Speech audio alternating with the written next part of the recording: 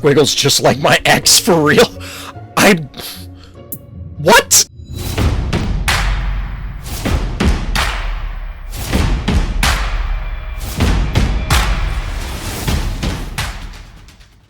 Welcome back, everybody. Welcome back. Just fixing my volume real quick. Welcome back, everybody. It's Saturday night, and we're getting a very, very early start. Why is that? Well, I had the opportunity, so I figured I'd jump on, play a little Phobies, stream a little bit, because we're going to be doing that anyway. Quick aside, everybody, before we get into the actual content, I was accepted into the Phobies Content Affiliate Program, the content creator program, you might call it. Shout out to the Phobies team, and thank you for that. But the reason I'm telling you, everybody out there, dear viewer, dear listener, is to let everybody know that I do receive some compensation from the Phobies team as a result of being part of that program. Now, I loved Phobies before, and I still love Phobies now, and I expect I will still continue to love Phobies in the future. So look forward to more Phobies content coming from Random's Thoughts. So now, on with the show. But in the meantime, we are going to be reviewing games, taking advantage of the time that we have afforded because, as always, there's 70 million games to review. So, we'll open our jacks here, and then we'll get right in with some game breakdowns. So hope everybody out there is having a good weekend. Hope that the weekend's treating everybody well. All right, chat. So we're jumping in. We got a game review to start the evening. As mentioned just a few moments ago, there's an enormous amount of game reviews. But if you want to get your game reviewed either here on stream, by the way, RTChompTG over on Twitch, or if you want to just see it on YouTube, or possibly both, hit up the Random Thoughts Discord. It'll be in the video description. Or if you're on the live stream, !Discord. So we'll be jumping in. Yep, DT, very early start. We're still going to be doing the normal time. But like I was saying earlier, I'm not going to be streaming tomorrow or Monday. So I figured get in a little bit. So we're jumping in here. The bad guy here is zoning in the blue trunks, whereas our hero, Demon, that sounds weird, zoning in the orange trunks on the big house. So this is a map that was in the rotation a while back and has rotated back in, and there's a number of people who are very excited about it. It's very Opticon-esque, although admittedly I played on this map first. Just a lot of obstacles, a lot of corridors, a lot of ways to set up V angles, so to speak. Well, maybe not too much. I mean, you can see where it is, but like one side of the V doesn't matter. So the opening here was 2-1 and then 2-2. The opener from our orange player, our hero, is kind of unique. I tend to avoid this sort of thing, but I think that's just my own preference. I like having that extra key available. Either go 2-1-1, expending the key, you get more board presence, or go 2-1 and then have the fourth key banked for the follow-up turn, like a Jin Sting or something. But it looks like our blue player has some big boys in mind because 9 keys banked in order to respond to the Stabby opener from our blue player. Now, honestly, on this map, I don't know how well Stabby does. I think it's difficult for Stabby to truly cover the way it does on other maps. You can't just crap out, 800 to 1,000 damage, depending on level of Stabby. Of course, it could be higher or lower, depending on levels, but you get the idea. Because you can't just point and shoot with Stabby. You're going to have to reposition depending on where you put it, unless we see some block breakers come out. Very good map for swarming panic points if you can hold them. That part is easier said than done. Very good point, DT. So the person of the hour, the monster of the hour, the phobie of the hour, everyone's favorite, yours and mine, it's Beauty. So we have a Beauty come out, but we're seeing a second Blondie game in 2 days. You love to see Blondie. I actually do really like the Hydra. Was one of my personal favorite mythological creatures as a kid, and I love that the Hydra and Blondie are here. I'm hoping that we see some biological Hydras as opposed to simply mechanical, but we'll see how this goes. So despite the Beauty backup, our blue player is playing it very defensively, not choosing to go in with the cat, not expending it. And our orange player, our hero, has been able to bank some keys up to 6. And we get a Clinico, which is kind of not kind of preemptive, it is preemptive. And they allow, wow, that is trippy looking, chat. That's pretty cool that, like, the effect seems, like, the scream effect seems to be independent of everything else. So it's like that weird scroll. That's trippy. Anyway, so we get the hit from the Scream to power down the Beauty. Now, Beauty is still dangerous. It actually, because its base damage is so high, granted there's only a level 4 Beauty, but still, it's still relatively high, so it's still doing a fair amount of damage. It still has AoE, it still has Behold. It's still very mobile. You love the end of this round? Heavy Metal! So we get a Klepto follow-up as well as some stabby dancing. That sounds like...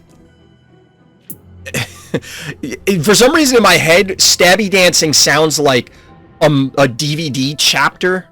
You know what I mean? Like, oh, well, it's a fighting movie sort of thing, or like it's a spy movie, and then the chapter is... It starts on the fight scene between the main good guy and the main bad guy, but they're like, it's a knife fight in a closet or something, so it's stabby dancing. Anyway. Had to get that thought out because, you know how it works here. Anyway, so we get the Great Retreat, the Great Exodus. This will allow our orange player to reposition, and honestly, there's a variety of things that could take this center point, but they are going for it. Now, I can't blame them, because right now it's going to require a lot of repositioning in order to actually get some damage on this Blondie. And this Blondie, granted, also level 4, but it has almost 3k health. 27, 25, like, that's a lot of health to have to chew through when you are especially locked in because our blue player never advanced the cat, never left themselves a slot open to get that 5th phobie as a reaction.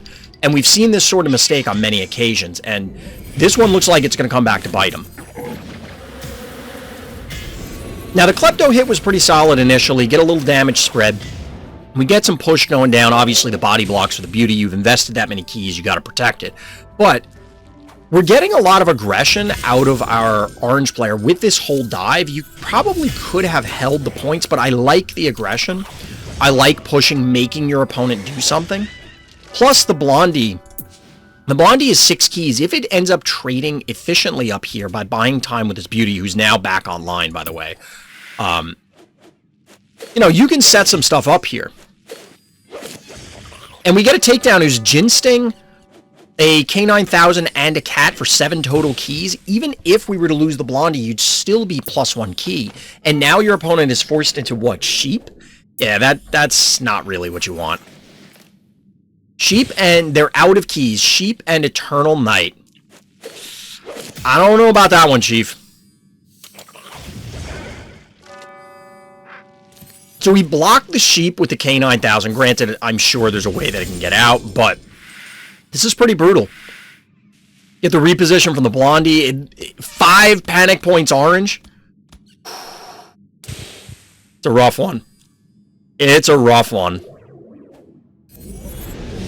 Get a little bit hold action, not like it matters.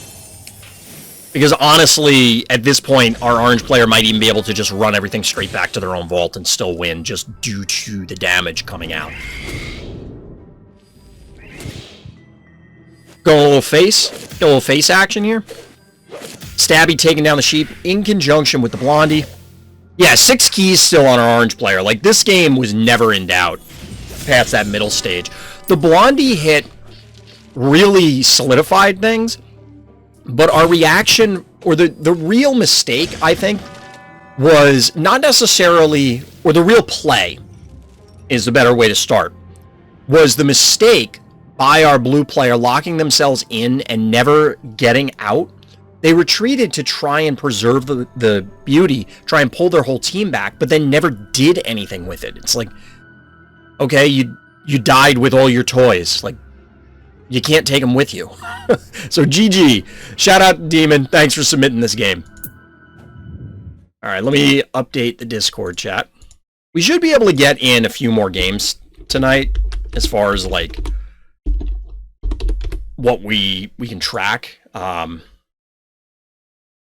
what we can get through. So, at some point, I do want to do the balance rant. We'll probably wait until other people are online, because the topic came up yesterday, and it came up elsewhere, and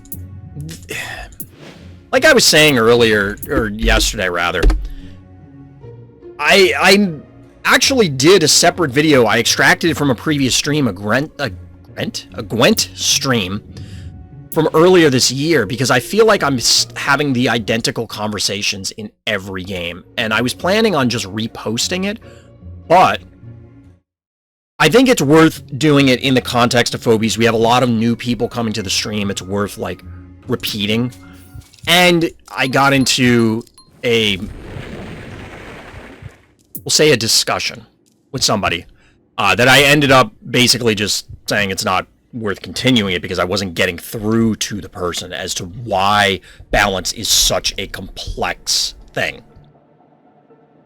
It just is, and we'll talk about it later. But anyway, long before that, we're going to talk about another viewer game. So here, we once again have our hero zoning into the orange trunks, this time on Ergo. And our hero here is Menace 1400, not 14,000. There aren't 14,000 Menaces. Well, maybe there are, but this one is number 1400. So we get a unique opener here in the microscopic. Realistically, I don't even remember the last time I saw a microscopic.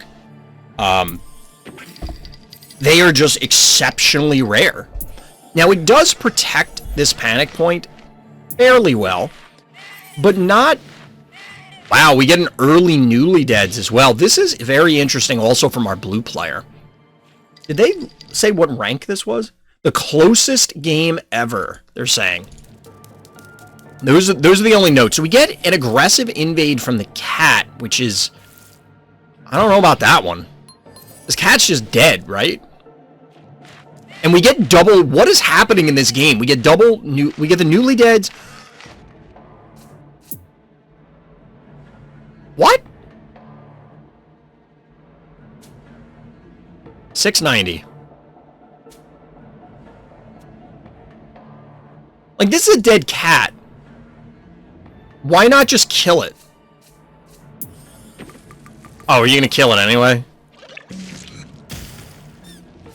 Okay.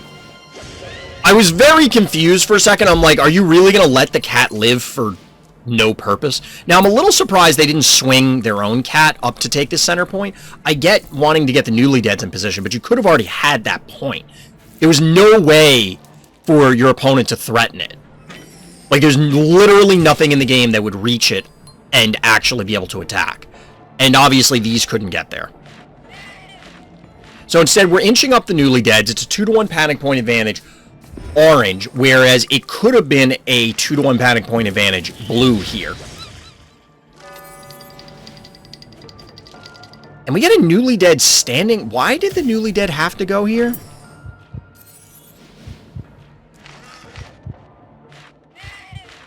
I guess just to let Jill in, but... You can see the ranks of both players before clicking the replay, but missed it this time really. Yeah, I missed it also. This is interesting. Like, I don't understand why the Newly Dead had to be here and not here. Like, yes, it could hypothetically die. Like, so your opponent moves up microscopic, shoots it, hits this with the jar, and then they send Droney in or something? I don't know. It seems weird. Granted, the damage doesn't matter too much, but as we discussed before, the Newly Deads are fairly tanky, so reducing the effectiveness of the tank seems like a bad idea. This also seems kind of bold. I guess the Murder Wing can die. Microscopic plus a jar invade. But now it can't? Yeah, so you meatball, right? Oof. That Gesundheit did not need to die. I guess that otherwise you don't eliminate this stuff, but that doesn't feel like a good trade, which kind of reinforces the idea of the biological warfare here with the double germ opener. Seems a little odd. But in the meantime, we've had a jar that, while it's been able to shell some things, just cannot actually get on this stim. It's just not safe. And in fact, this could be a dead jar. Like, we could see... Oh, no, Meatball's down. So this is relatively safe. So we actually see a triple panic point blue now for the bad guy, with a follow-up Crushmore to lock out the opposition. This is looking messy. How are you pulling this back? Granted, they have 5 keys, so they could pop out something a little more sizable. In this case, it's a Hevo, which is fine, I guess. But those newly deads are pretty sturdy. Although we do get... Oh, you love to see it. This was a great play. Hold on. You gotta look at this play. This might be clip-worthy. I think this is clip-worthy. You get the Hevo pop. You get the double microscopic hit. You get the jar onto the stim. And then the follow-up bees with the bees splash in order to wipe this out. Now, admittedly, this is in range, but that was pretty cool. That was a pretty cool play. I think, unfortunately, this is a dead Jin Sting. Yep. So, you traded Jin Sting for the, Oh, no. You traded Jin Sting and Microscopic for the... Oh, this doesn't die to the meatball. Oof. So, you traded Jin Sting and Microscopic for the Crushmore. Not a huge fan of that. But the jar does live for now. I imagine we're gonna... Oh, no. The enemy jar had to attack already. So, we get a Pescetti as the follow-up? I don't know about that one. I could imagine our blue player wants to invade and then just... Oh, well, I'm gonna go try and end the game? Yeah, if you're not gonna kill this jar, I don't think going in with the Murder Wing is worth it. I don't think going in with the Murder Wing is worth it because you lose a significant amount of board presence in that process, and obviously the jar can just retreat. So we get the disease going down onto the Murder Wing. Okay. Follow up Eternal Night, and we're down to 1 key to 3. It's still looking real dicey for our orange player. So we get some hits going down on Pescetti, but that Murder Wing is not long for this world. They have stemmed the bleeding, though. And the final phobie is Minotaur.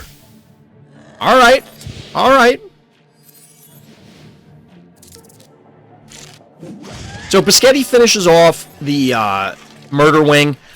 I don't know about this. So this is a dead Pescetti. The Pescetti's going to die because it's only 1,000 health. This is going to hit it twice, and then Jar's going to finish it off. Huh. Wow, the aggressive Minotaur invade in order to reclaim the point. I mean, at this stage, you kind of have to. 1,300 health. Not looking super healthy.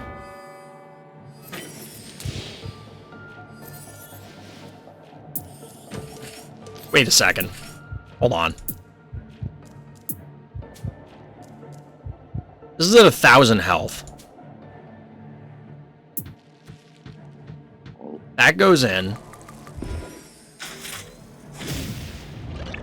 Oh, the jar hit was in the middle. I zoned out for a second, I guess, and I missed the jar hit. I'm like, how did this thing die? I didn't see jar attack, and that just completely threw me off. Anyway, cowbells are final phobie coming in. The challenge here now is all of a sudden the blue player's board position doesn't look fantastic. However, they only need to hold these panic points for a few more turns. You don't have to hold it much longer. The jar's at 433 health. But I mean, this is not great. On the stem to one-shot the cowbell and do some heart damage. Kill the newly dead, and oh no, all of a sudden... How frustrating is this? 910 health remaining. This one hurts. Because you can't kill this thing. You're not going to kill certainly both of these. Wow. Menace. Pulling this one back from the brink. Absolutely incredible comeback. This one is staggering. I mean, the reason this happened is I think our blue player got overconfident. Somewhere, like, the Pescetti was weird. The Pescetti was weird. This play really changed things, and it looked like it was going to go poorly for our orange player, but eliminating this Crushmore left our blue player with not a whole hell of a lot. I mean, yes, you have the Murder Wing, you have the Jar, you have some Newly Deads, but the Newly Deads are not going to stand up to the rest of this. This is because I went all the way to the last turn. And then from there, the Pescetti seemed like a weird follow-up. It traded for a Murder Wing? Like, okay. But shout out to Menace. That was a great comeback. Good job. Well played. And thank you for submitting the game. Alright, chat. Let's play a game. And then we'll come back to some more reviews. Like I said, we still have a ton more to go through. I'm sure there will be plenty more. I don't know. I'm not sure. Honestly. Like, I don't know if Foul is supposed to be the answer to Beauty. Or not. I'm still very anxious to see what they are modifying. Only time I fought Spaghetti is literally ignored it. At least Foul has a massive attack. So does Pescetti. Pescetti has like a base 600 attack or something, I think. Maybe I'm confusing it because I've seen leveled up ones or something. But Pescetti has like a really high base attack, I think. I feel like Smiley is much better for Beauty because the AoE line attacks.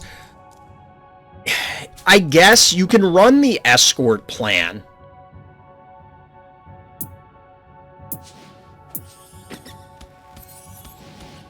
Like, you can do the escort thing, but...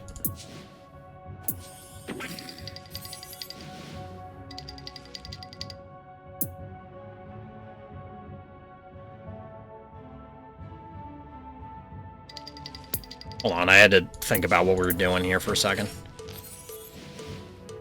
You can just attach Smiley at the hip to whatever you want to keep Beauty from hitting, but I don't know...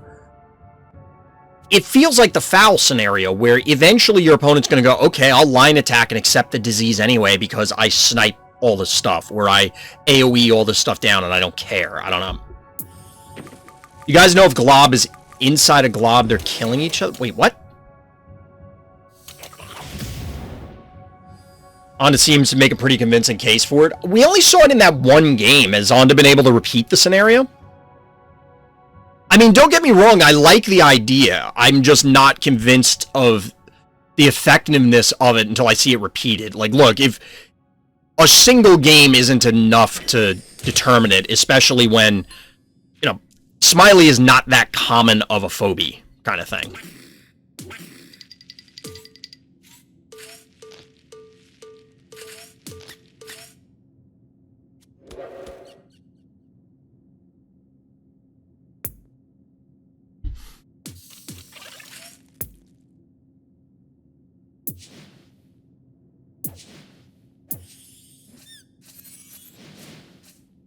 So if this hits it once, 4, 54, 6, 7, 10. So we can go here. We can tank a hit from this, and if they allow us, we'll snipe their Jar.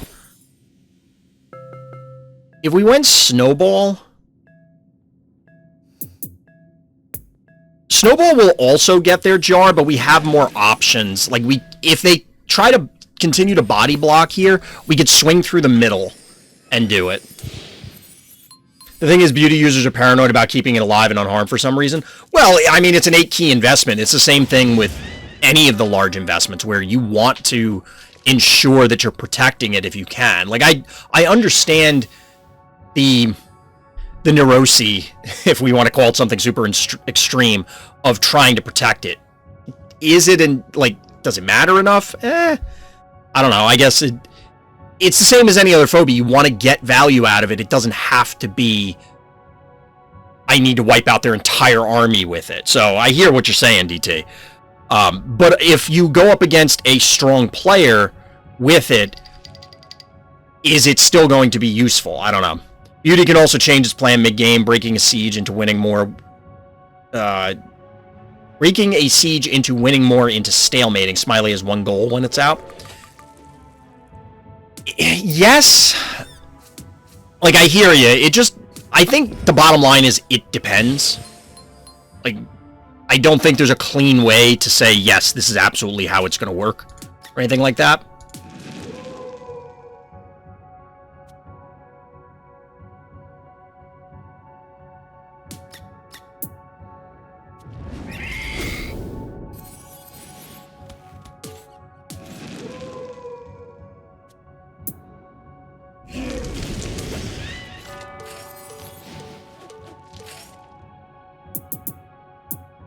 What are we doing here?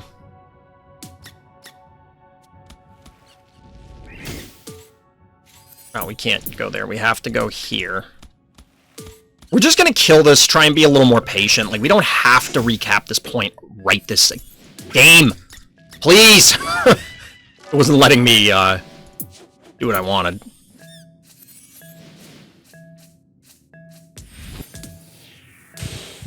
So this allows us to bring Stabby. I was going to go Stabby. I want to try the Murder Wing.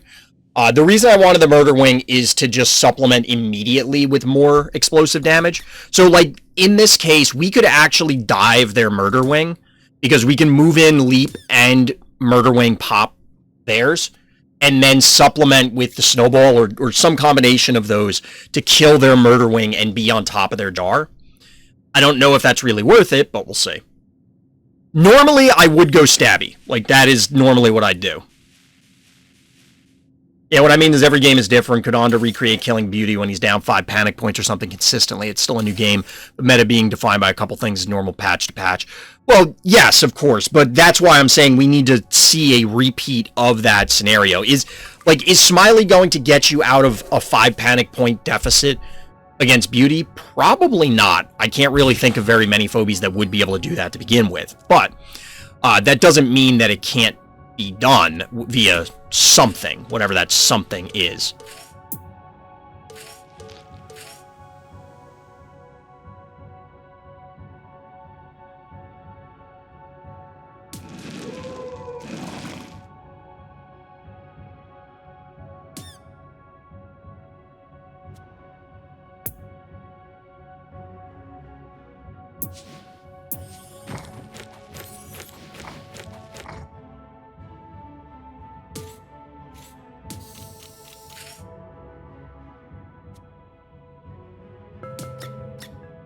I don't think they can kill the cassowary. They can hit with this, and that's it. These can't connect, no matter how they do this, and that means they don't reclaim the point anyway. But I like the idea of the stat. Like, it needs to be investigated further, is the bottom line. Like, I think there needs to be, but I can't do it myself. Like, I can't say, oh, I'm going to force Smiley the next time I see Beauty, because... well, I don't have Smiley. And that's something that we talked about sort of last night when we were talking about phobie levels, because that's also going to play heavily into this. I mean, it did in the last game that I just played. But the collection aspect is an enormous factor on quote-unquote balance. Actually, earlier than that, Forghost, got a really early start tonight, because I will not be streaming tomorrow or Monday. Taking a couple days off. We'll be back on Friday. Same chomp time, same chomp channel. But we won't be streaming tomorrow or Monday, so that's why I wanted to get an early start. We got already some game reviews in. We'll get more of them as the night progresses. So our opponent elected to bank, which means I'm absolutely taking this top panic point. Just use Smiley, rip free to play. True story. I mean, it is what it is, right?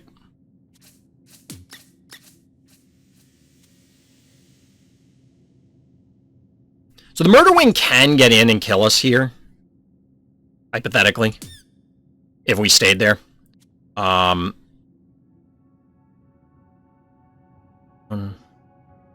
2, 3. We can't go there. We'd have to, like, find a way to circle around with Snowball, which we can't, so we're just gonna wait. They can't touch anything of ours except for the Contortio, which... yes. You got me. Oh, you got Smiley from a season pack? Nice. I had Bomangle starting out, so I never saw Stabby as oppressive, but Lord, imagine having neither. It would probably be pretty rough. Probably be pretty rough.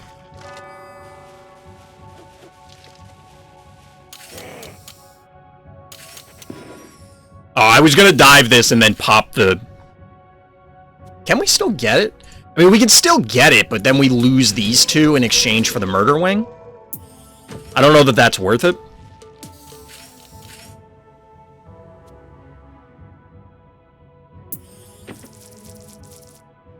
Somehow I never got the notification the stream started. Are you in Discord? It should have pinged everybody.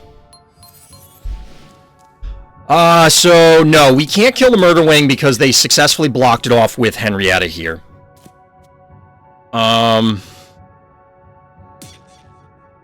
This is 5, 9, 14.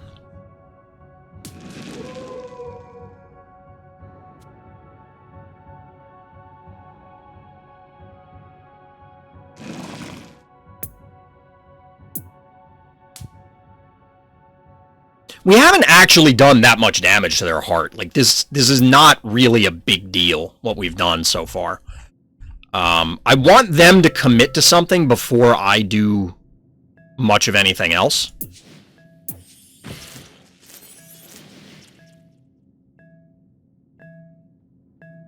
I'm not a huge fan of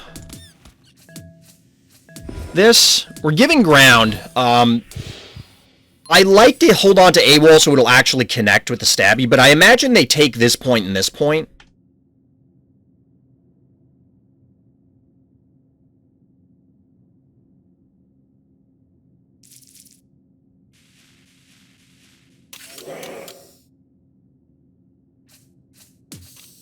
It's no problem, Forgo. I do have it set to notify people when I go live in Discord. So that way people can get it there as well.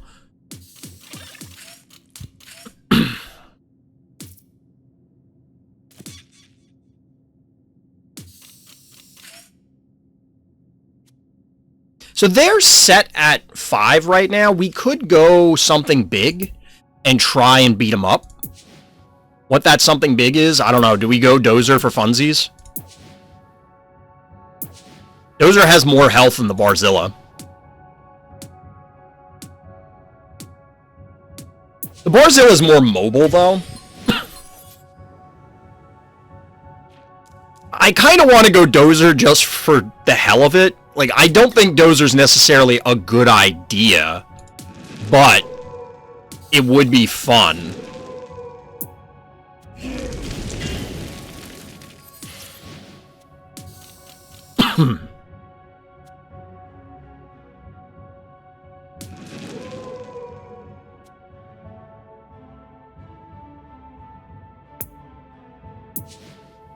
We'll go Dozer for funsies. Like I said, I don't think Dozer's actually a good idea here. I think it may get us killed, truthfully.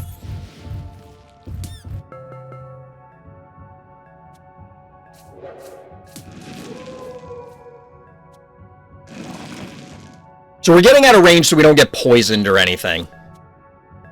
I say go Dozer and see what they do with their 11 keys. Well, they can't do anything at the moment because they have 5 phobies. So they're going to have to suicide something, which will obviously be the Henrietta.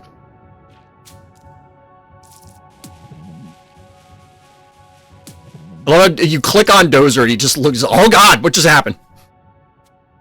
Like, look at this. Oh no! Good lord, what's happening? How many games must I watch before I'm given what is owed? You missed all the games I played with Rocket Man. Dozer looks like a giant marshmallow, or the giant marshmallow from Ghostbusters, exactly. I mean, Dozer was the name of the bad guy from that movie, so it's 100% a reference to that. It's 100% a reference to that. I love you knew what I meant.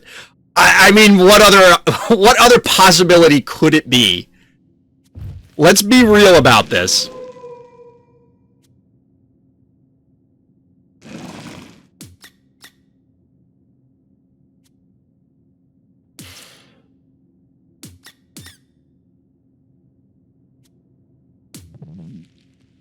So this is going to get hit by this, and this twice. Well, it could get hit by a lot of things.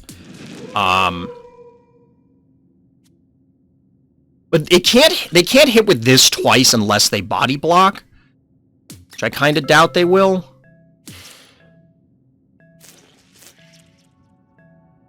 They'd have to body block here, which means that the A-wall can get there. I'm trying to preserve this so it doesn't get sniped by, like, look at this, this V formation with Dozer leading the charge. This is so dumb. This is so stupid. It's hilarious, but it's so stupid.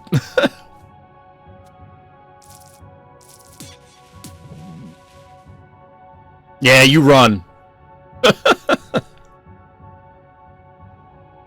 I mean, they could hit Dozer with Henrietta, which would be annoying, but obviously we'll just muffin it, right?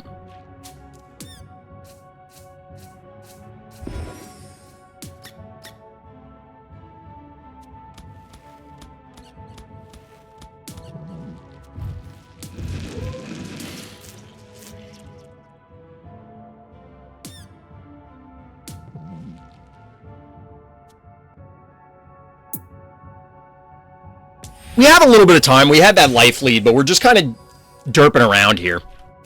Uh-oh. Yeah, we knew this was going to happen. The cassowary reposition was probably incorrect. I guess we might be okay.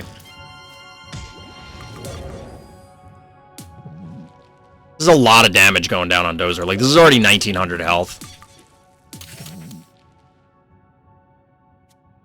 This was 100% a waste of 8 keys. Like, there was no reason to go this stupid thing. Oh, God.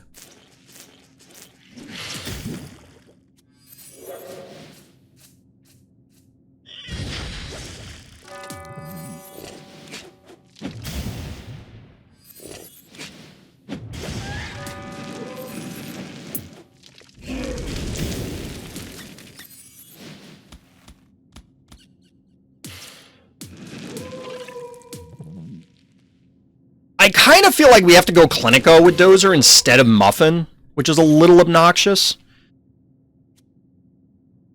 I think they should be able to kill both of these, maybe? It's possible they kill both.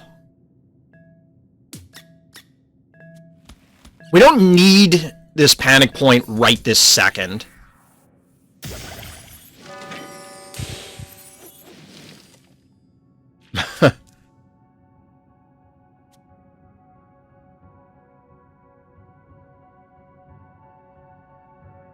Yeah.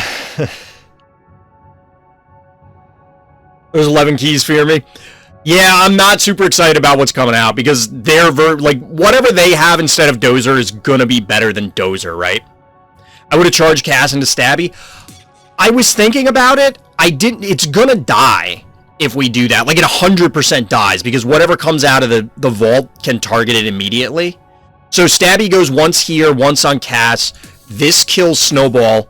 And then whatever pops out kills the cassowary, and then it's these three against this, and whatever they popped out. I don't know. Just to get that damage before it dies. Well, it's not going to die now. It's safe currently.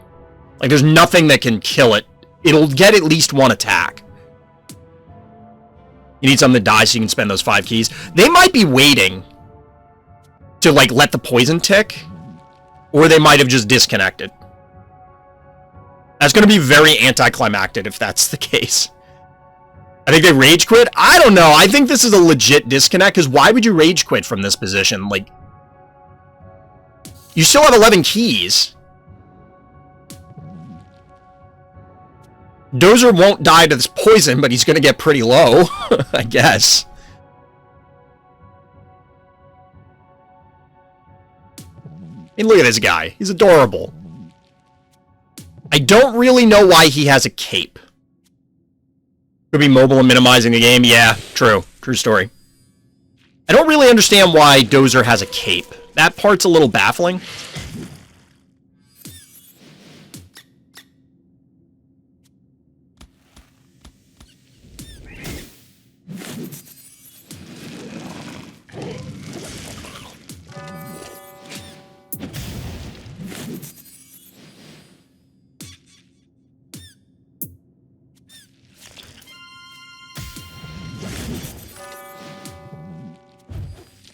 I forgot that was going to happen. I didn't think about the poll. I don't know that we care.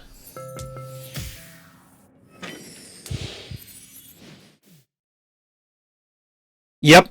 I thought I'd switch scenes. My bad. Oh my god, that means we did the goddamn reviews the whole time? Oh my god, did I really do the fucking reviews like that the whole time?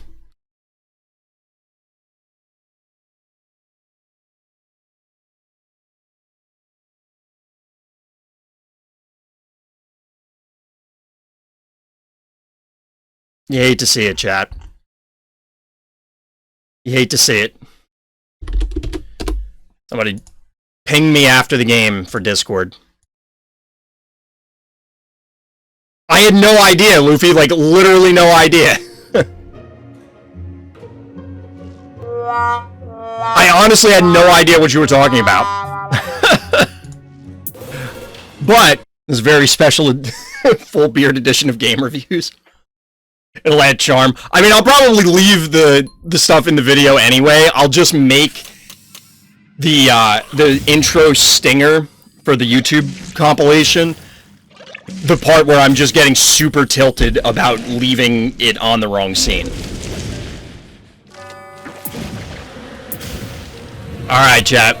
Speaking of game reviews, let's do some game reviews the right way. Let's do some game reviews the right way. Where is it? There we go. There's Discord. Game reviews. Alright, YUNOboo.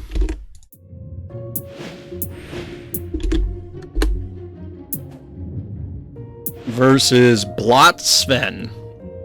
I think this is a name I recognize. Whoop.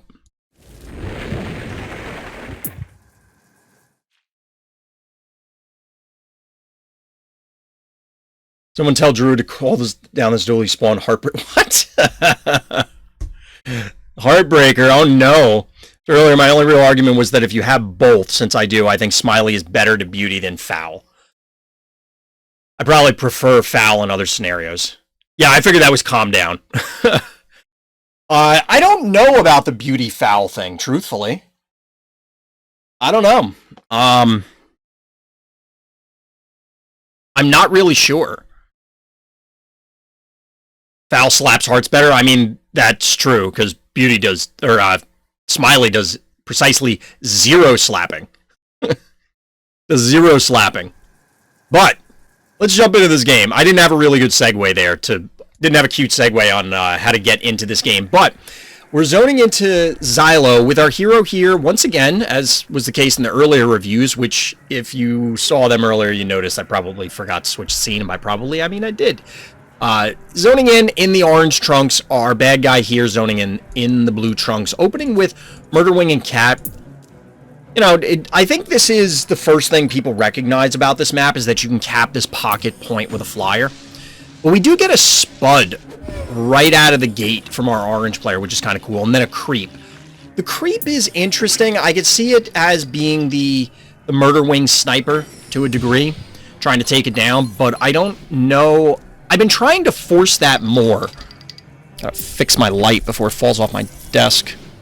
I accidentally knocked the light, and I think it's gonna end up falling off. Squiggles slaps the heart better? I mean, yes, but it's hard to argue with Squiggles, right? In the meantime, we get the spider.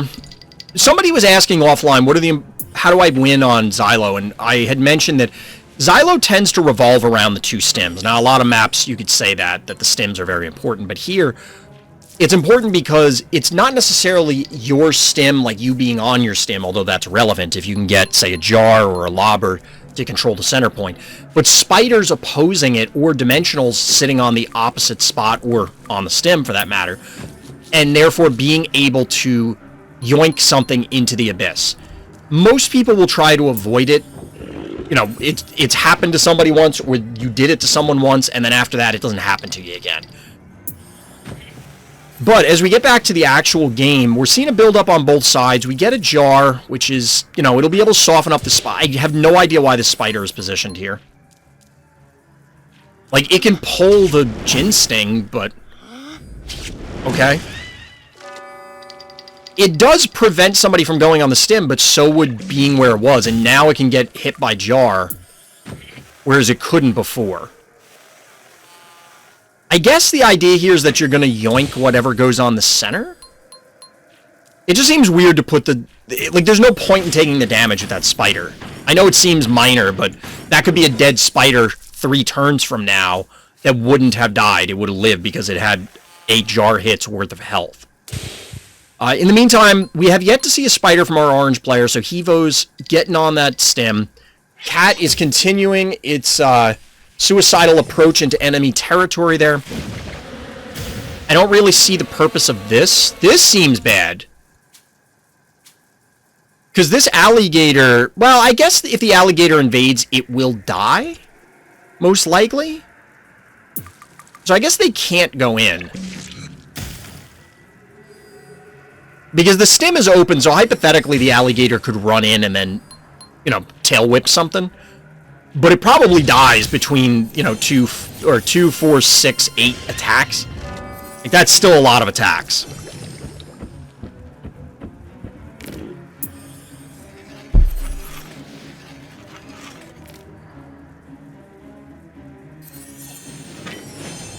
And in fact, we get the alligator going to the center. This is going to be difficult to dislodge. I mean, it's going to leave because it has more value elsewhere. But we finally see a spider from our orange player. The hearts are 78, 75, and 76, 50, so this game still has a long time left in it. You know, there's not a whole lot that's happening that's going to force somebody to do something. It's going to come down to one of the players deciding now is go time.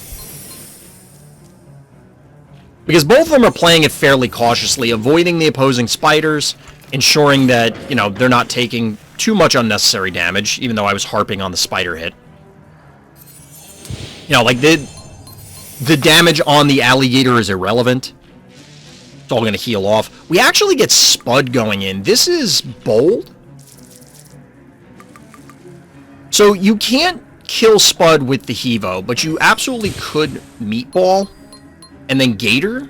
Is that enough? That's probably enough. Alternatively, you could do it with the Eternal Night. But you do need to recap the center point as the blue player, or you risk getting the, a spit onto the Murder Wing. It could go down on Eternal Night here, but Eternal Night's going to dive aggressively, so I don't think that's going to be a problem past this point. Now, this Gator could take an enormous amount of damage here. So we get the cool challenge play here. Just want to rewind it. We get the cool challenge play because we get a pull from the spider, even though it's on lava, which allows a takedown on this. The reposition from the Dimensional Phobie pull softens up the Murder Wing. Or, excuse me, allows the creep to get in position so you can soften up the Murder Wing with the poison. This jar relocation, though, is a little weird. So, obviously, our blue player is going to want to... Well, never mind. Meatball's down. But the pull is down, so that allows Hevo to go in safely. Murder Wing figures it's not long for this world, so it's getting in there, recapping some points, and we have a 4-to-1 panic point advantage, blue, with the Gator running away. Almost a 3k health Gator running away. I guess the assumption here is that there's no real way that you're going to get anything. No, like, you're not going to be able to invade and get the spider. So there's no point. Jar made sure Wing would die to poison, fair. It probably was for the break point. I was more concerned about, like, I'm fine with the jar going down, but I thought Meatball was still online, and that's why I thought the jar was immediately going to die for its sins, but that wasn't the case. So, like, the jar hit is fine. It was protected, so you might as well. Obviously, to secure the poison is on top of it. At this point, we still have a panic point advantage blue with 12 keys in the bank and only 9 for our orange player. 9 is sizable enough that, you know, you can still feel threatened. Get a little cheeky heart shot in here. And some aggression from the spider. it makes sense to aggressively position it as much as you can, but I don't know how much it's going to matter. I think I'm going to try and clip this play in a frenemy duel just to show the play because I don't want to submit it for a review. Fair. Well, if you submit it for a review and then just tell, like, there's a highlight channel now independent of the game review channel. So that way people have, like, if you just have one cool play in a game, then we can separate those out. And I'll put them all into a montage, basically, like I did with the other highlight reel. But you haven't seen that. If you're watching this on YouTube, check out the rest of the Phobies playlist. Also, come by the live stream, RTChompGG over on Twitch. Gotta get the shameless self-promotion in. Especially since we're just getting the standoff here. We're trading 1 keys. Obviously, our blue player would be at an advantage if they had infinite 1 keys. But at some point, given collection constraints at this stage, somebody's going to run out.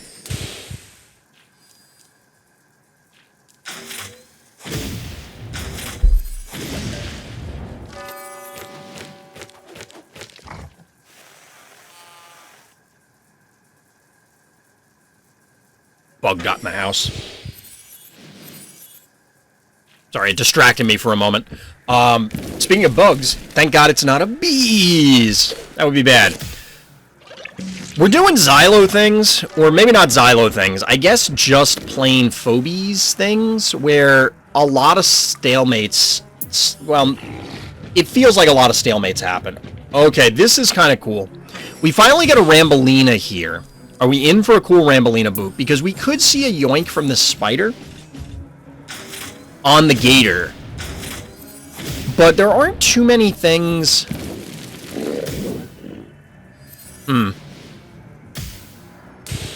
So, game. 1,700 would have done like 1,200 more. No, 1,500 more? No, that wouldn't have worked. Never mind. I thought for a second you could get the bow mangles in range, but that never would have happened. So instead, we get the Rambolina pinning the gator. Like, I don't like this gator invade. I don't know what the point was. Unless we're going to make an argument that this was bait? Oh, the gator will die to lava, right? I don't quite understand why that gator went in. The blue gator. I understand needing to dislodge it and actually remove it, because you do have to do that at some stage, but I don't know that that's... So we get the yoink to get the bow mangles. Do we see a dead Rambolina here? Yes, we do. So we get a jar follow-up. So is Rambolina and bow mangles for the enemy gator? Technically, that's key positive. Not technically, it is key positive.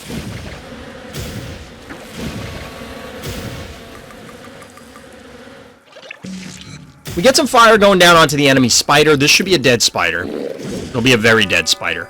This might be a dead gator. We do have a 4-to-1 panic point advantage going the other way. We got Stabby aiming at the heart. This could be a lot of damage going down.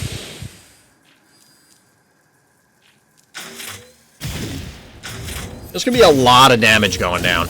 Well, it is going to be a lot of damage going down. This bow mangles is in an odd position. It's now kind of like sat the game out for like 3 turns, maybe more. Wow, that gator lives. Feels bad, man. This bow mangles is probably dead. Our blue player... I don't know. I didn't like the gator play, but it also feels as though they're whiffing on some breakpoints to a degree. Like, this gator barely surviving. I think there were 1 or 2 other turns where something, you know, just barely survived when we didn't expect it to. So this is a dead jar, but our orange player is going for it. They got all 5 panic points, and it's only 2,500 health left on this blue heart. All of those stalemate turns, I guess, that damage added up. Oh, we don't even need friggin' laser. Don't even need it.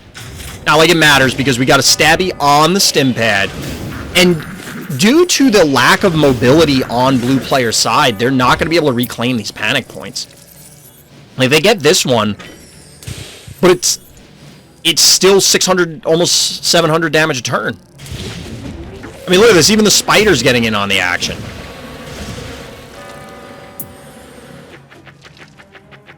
Yo, Droney coming in, recap the panic points.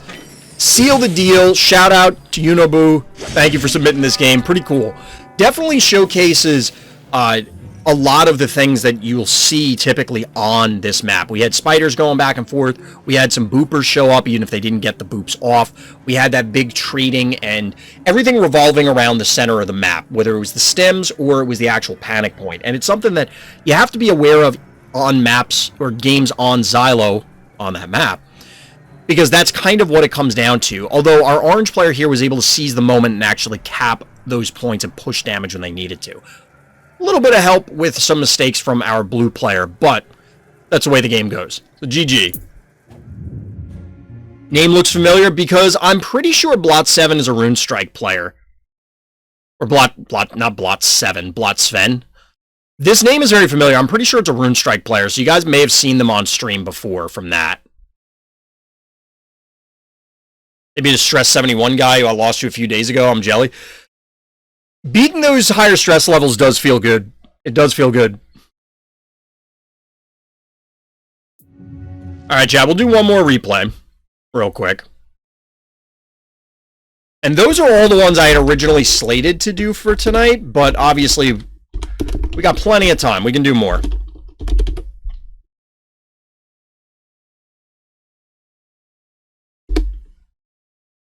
Alright, Sormor's the next one.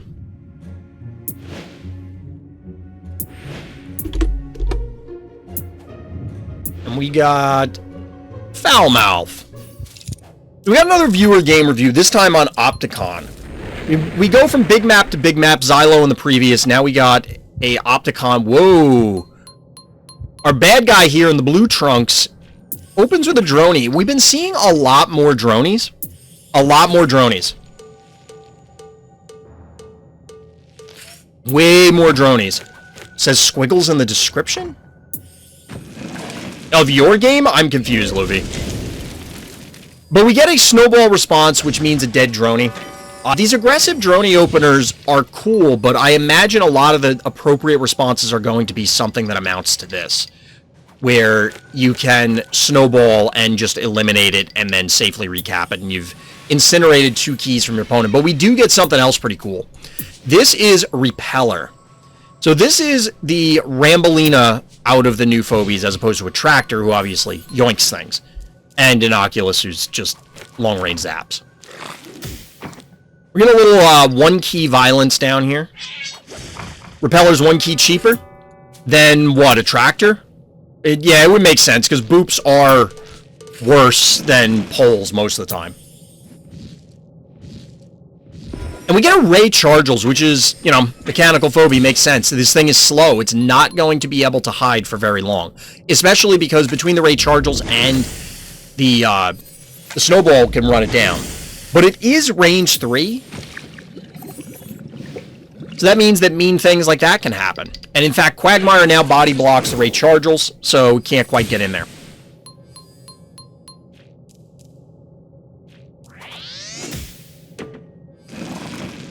I'd be happy to have both, obviously, 3-range AoE boop onto maybe one more Phobie, onto one move Phobies puts them out of the game. Yeah, it can absolutely delay things, or even on the larger maps, like if we go back to any of the Raining Worms maps, you may end up just booping things off. Or even Xylo, it makes positioning so much more awkward.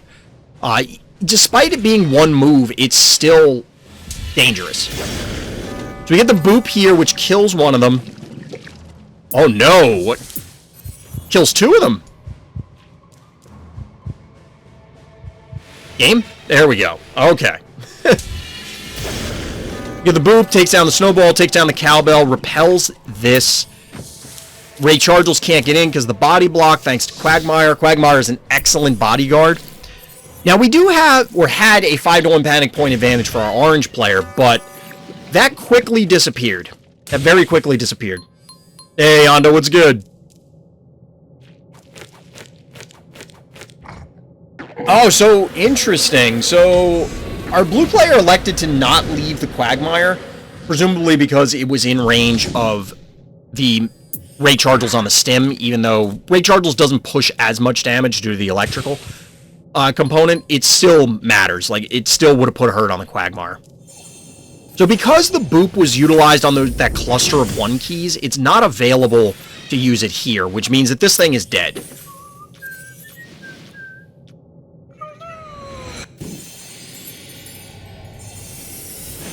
Really?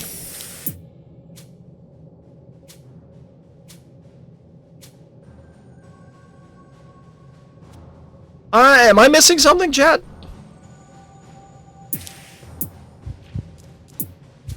This has 300 health because it got hit. This has 1500 health because it's been acting as a bodyguard.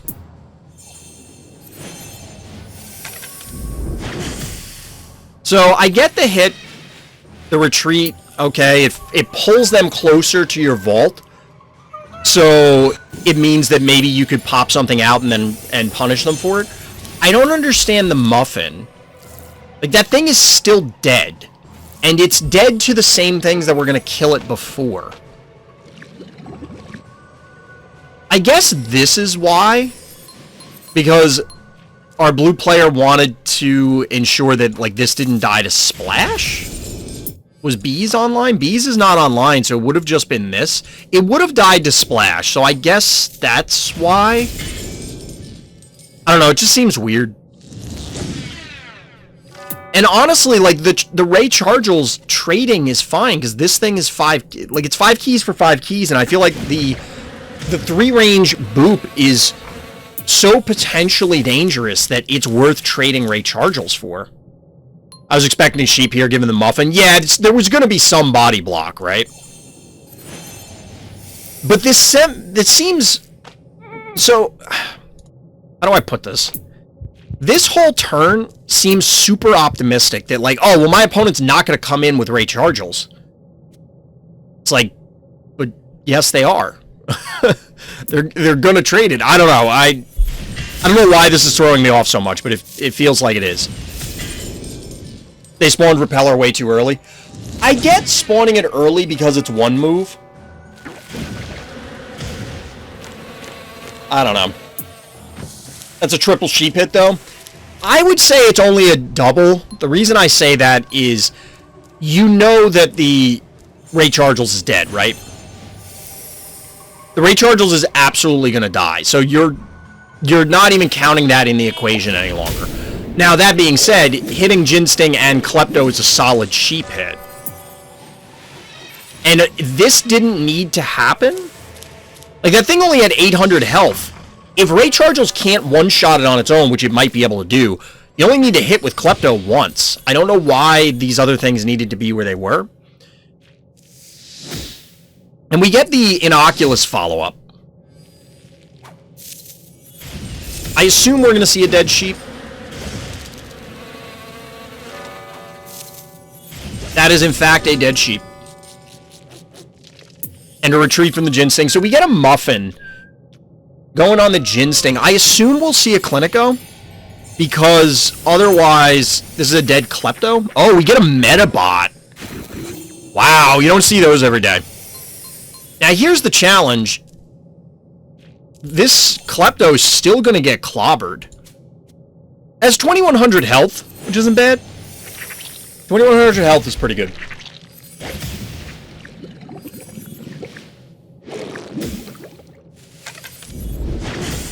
Yeah, it feels like they forgot about sheep moving Ginseng up. I agree. It just...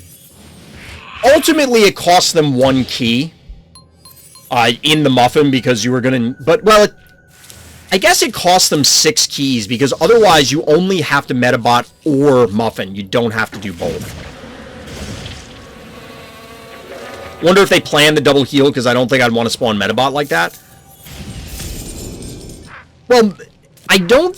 Where was... The Klepto was here. Yeah, the Muffin should have reached even... I don't know. It's just weird. Maybe that is... Like, they were going for that specifically, but it does seem weird. So So we get an Alistar that came in while we were, you know, messing around talking about the sheep hit and the healing. What we do, speaking of foul, funky chicken. It's a little funky chicken action. Being all creepy like. Being extra creepy. Whew. Tired, chat. I guess considering the double heals is free sheep kill, sort of. The problem is Metabot, I don't know. I wouldn't consider it free because you're tying up 5 keys. It's a pretty significant investment. It's funny that since the patch drop, we see Funky a lot because we all bought packs. Honestly, yeah, I expect that to be true as we continue, except for the people that are, like, super whaling the game. You're gonna get a lot of people that each season, that's when they drop a lot of money. Or maybe not a lot, but they drop money. So that leads them to be able to put the stuff together. So Klepto's getting another heal. Going in. There are no keys left for our blue player, so while you're in range of the Inoculus, you don't have to worry about other stuff coming out. Oh, baby. I don't care what's happening. Chat, we got a Squiggles. We've got a Squiggles. Which, by the way, I didn't call this out earlier, but the caption for this game is Squiggles is the best, or Squiggles best squishy boy. Also, they used a ton of new phobies with decently high-leveled Alistar. How high level is this Alistar? The level 12 Alistar, that is kind of spooky. So the foul goes down. Foul goes down. We did have orange with a pretty significant panic point advantage early on. But right now, this is looking really bad for orange. I mean, I don't know how Squiggles makes it to the heart. But there's 5,400 health on this. It's a majority blue panic points. Metabot is nice to have around, though. I mean, if you can get it, but it's a lot of keys. It's a lot of keys. Well, this hurts. The baby Snakey's still alive, able to snipe the Inoculus. That allows cover for the Squiggles to actually start connecting. This is a level 5 Squiggles. It's going to do 873 damage a hit to the heart. That is notably significant. So the Evo is going to finish off the baby Snakey, shocker. But we do have a lot of orange panic points now. The Squiggles took one, the Metabot took one, the baby Snakey took one. The attack animation from this is just so weird. And we get the droney. Oh no. Look at this pressure. Remember when I said it was 4-2 panic point advantage blue? And remember when I said they had a bunch of health? About that. Just like that, the game ends. We went from this, which is like, this doesn't look like a terrible position, right? You know, you have panic point advantage, you have a decent amount of health, you have a Hevo that's clearly going to be able to get this, except the kill here and the follow-up, like, everything flips on this turn. This turn is busted. Like, it is, chat, is this a clip-worthy turn? I think this might be a clip-worthy turn. You get the baby Snakey going in, the Klepto finish, to get rid of the Inoculus. You go from a 4-2 panic point advantage to a 5-1 panic point advantage, and we know in another turn we're going to get a 6-0 panic point advantage. And oh, by the way, aside from taking 900 damage a turn, that Squiggles is real interested in introducing itself to your heart. That Squiggles is real interested because you can't actually kill all these things. You can't kill all these things, and when you hand the turn back to the orange player, you get this weird, creepy attack. You get the droney on here, and just like that, your heart just goes poof. It was 5,400 health. And then when you pass turn, 8881. Wow. Just wow. GG. Well played, Sormor. Well played. That's pretty good. That's pretty good. Squiggles just like my ex, for real. What? I have literally no idea what that could possibly mean. I guess Heartbreaker? Is that where we're going with it? Like, cute, squishy, and lethal? What? That is... I mean, that's a thing that you can say. It's a thing that can be said.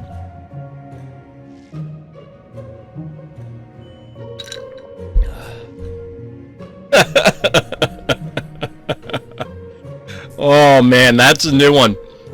Squiggles is just like my ex. Whew. And just when I thought that the me screwing up the scenes was going to be the intro stinger.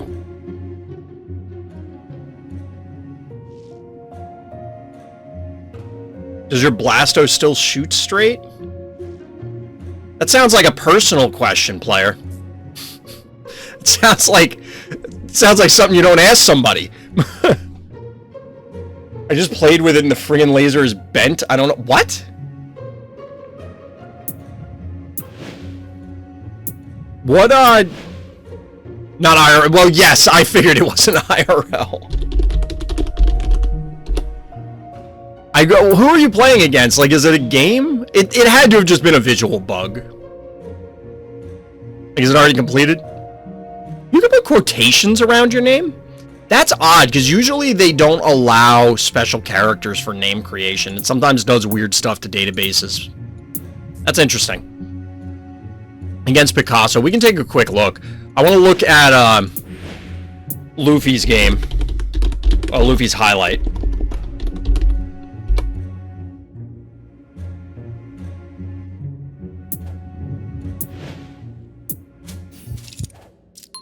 I just want to see if the friggin' laser... Because this is like, I had a game offline where my razor mouth, whenever I moved it backwards, like towards my heart, it moonwalked.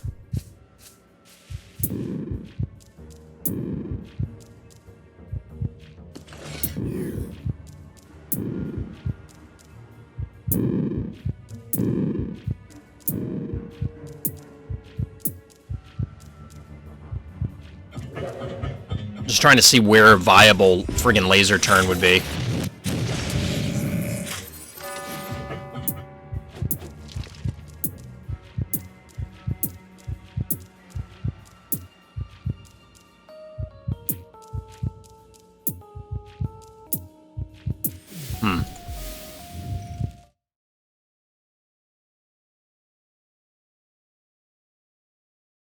Weird. I mean, I doubt it's going to show up on the replay, because it...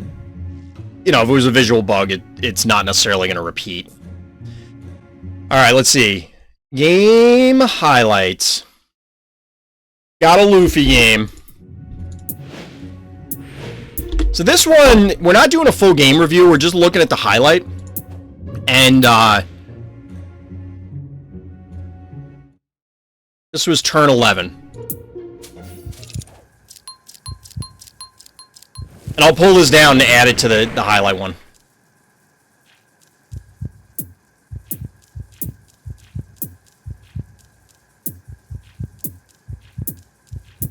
Alright, so turn 11 on this game. This is turn 10. We'll let turn 10 play out. We gotta evaluate the board. Oh, I can see where this is going. I can already see where this is going.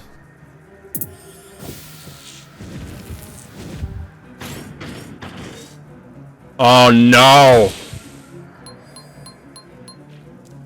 Oh, Chad, is this gonna happen?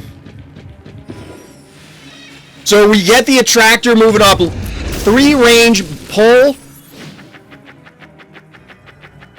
We get the droning reposition. We get the boop, and we get a dead Sparky. Oh my god! Chat! Look at this! Oh my god. It didn't stop. The plays don't stop. Chat. Chat, pour one out for Onda.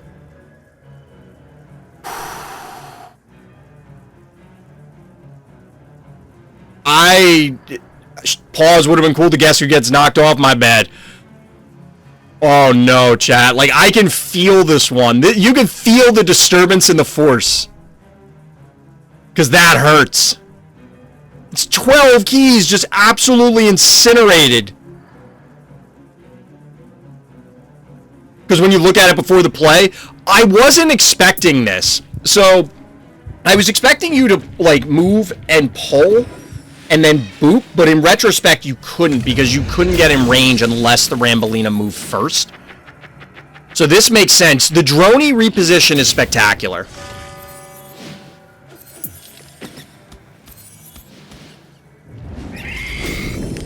The plays for the range 3 phobies, like, honestly, these feel very dangerous. They feel so dangerous.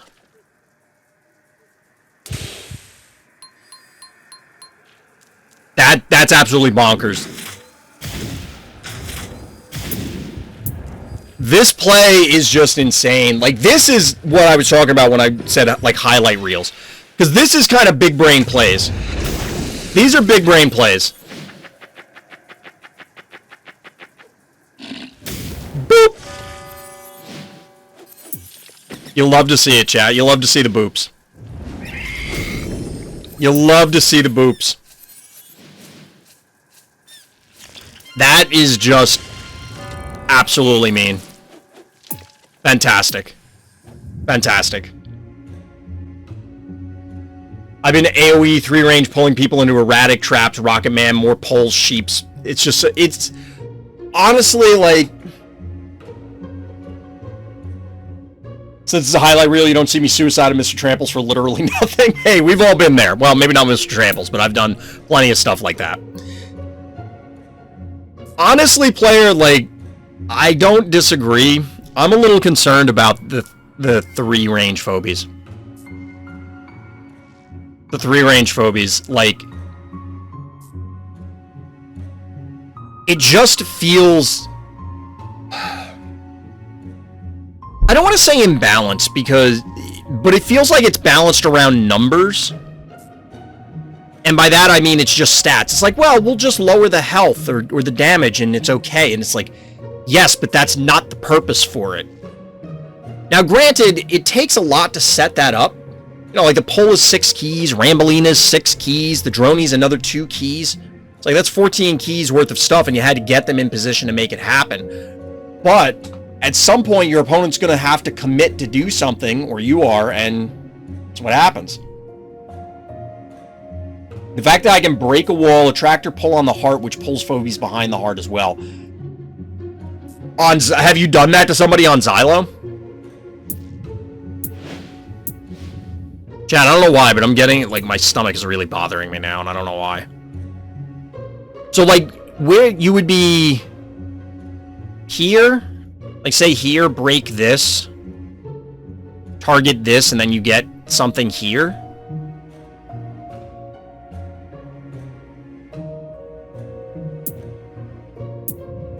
I'm sort of concerned about these phobies. I'm sort of concerned about these phobies. Alright, chat, let's play a game. We'll play a game, I'll take a quick break, and then I think it's time for Balance Rant. I don't know if Doc is in chat. He really wanted to be around for when I went off on that one.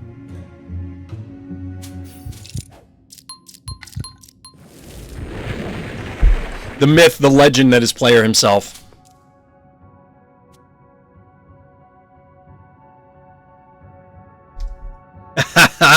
Stream Sniper!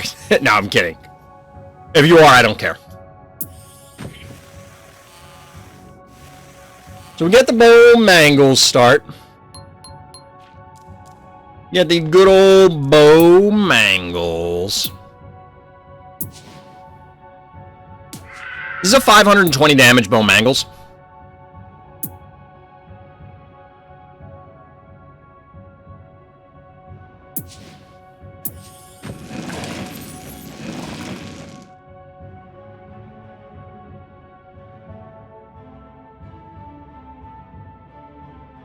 I don't think this might not be a good idea.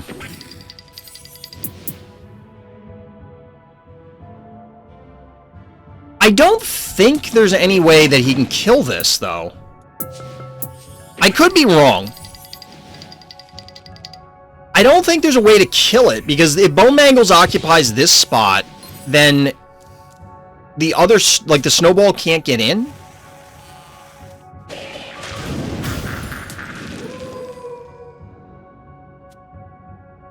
Because it's going to get body blocked by the Bone Mangles, and you can't move the snowball in first.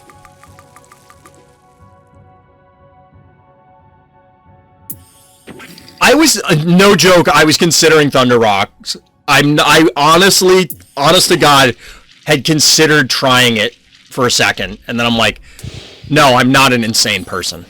Well, I am, but, you know. So most of the reason I wanted to do that play was to get the hit there. This is a very, very tanky setup with these two. Like, this is going to cause some issues for us.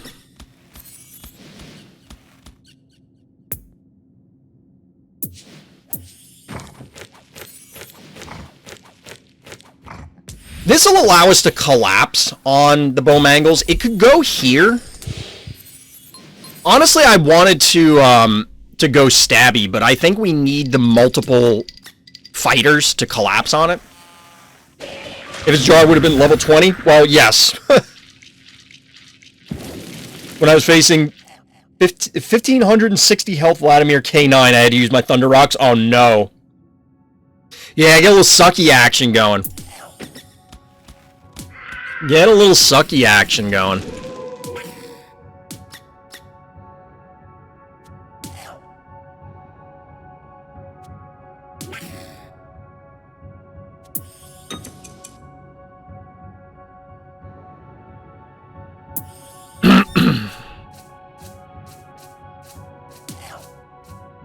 I mean, the Sucky and the Bone Mangles, like I said, are super tanky. It's going to be difficult to dislodge them.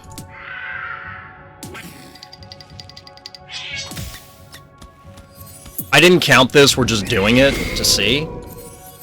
Game. Oh wait, no, that's not on cooldown yet. 510?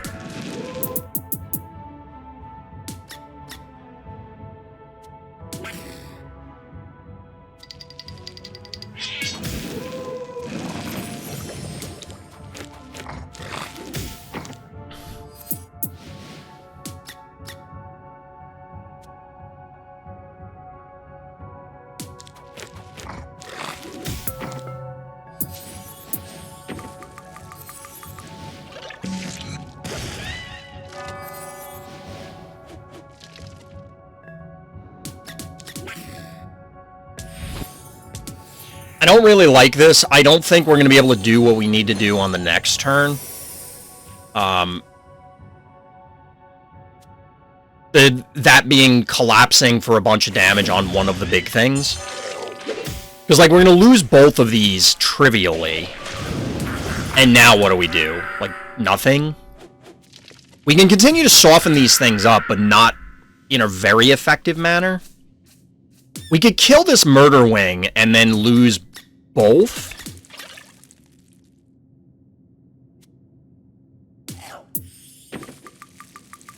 Yeah, we absolutely lose both because of that follow-up.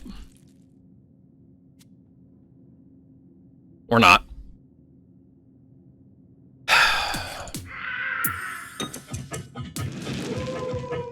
There's the boom. Player's favorite.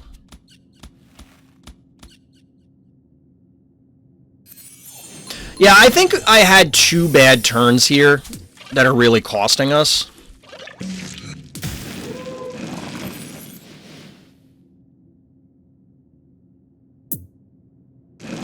If we go here, we're dead to boom or any combination of things.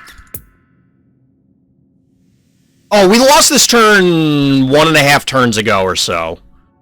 There's no way to get through this level of stuff, health-wise, with how I responded. I think the issue was when I went in here. We'll go back and look at it, maybe.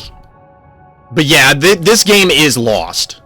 This game is 100% lost. I don't think there's... Unless player makes, like, a super egregious error, I don't see how we come back.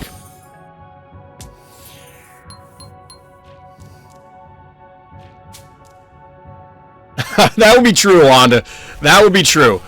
But somebody has to be stream sniping to begin with.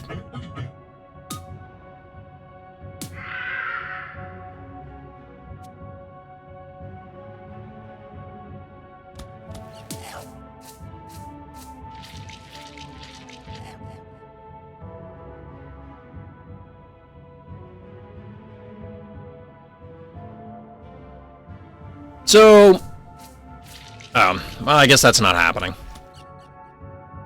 We can only leap onto this or onto this, neither of which really help us.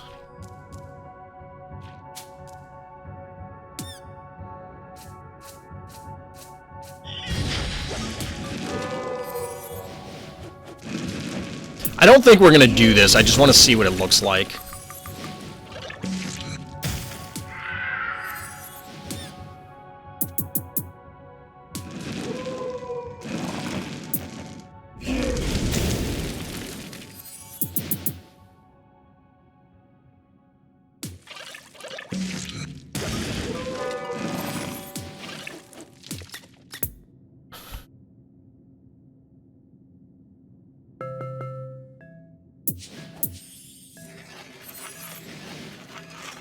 So all the cooldowns are back up for our opponent.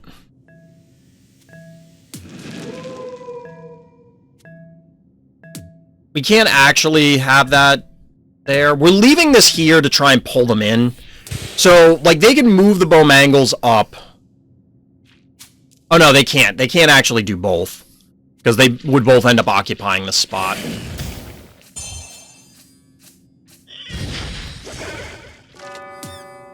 So that's effectively one attack on this, meaning we can fly in and meatball it.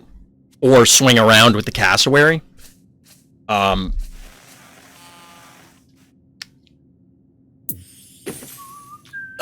Muffin. The Muffin's kind of the bane of my existence. Stabby should have been on the center a long time ago. I don't think Stabby... I mean, Stabby probably would have been better as a response to this, but I don't know that it's actually the way you win the game. The reason I say that is, as the first player, you already have the advantage of being in position, right? So since you're already in position, you can get the first set of hits off, and with the follow-up that player went with, they had, like, every advantage there.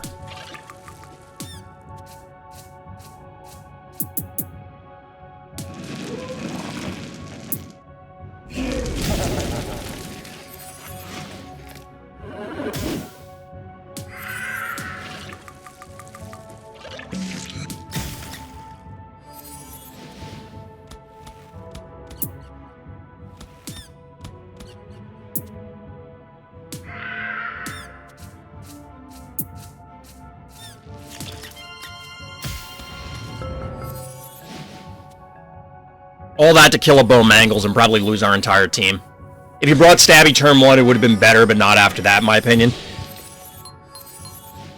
I think I follow what you mean, DT, but if I am understanding you correctly, we're in agreement that it would have looked better, but I think we ultimately end up dead anyway.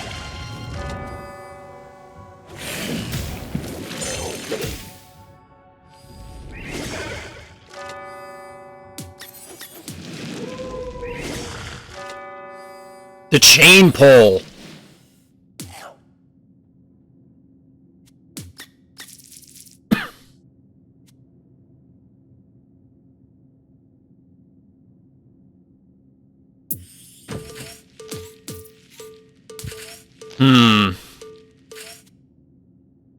Yeah, it's a hard map for second player. I got completely rushed by Vlad like a week ago. It can absolutely happen on this map.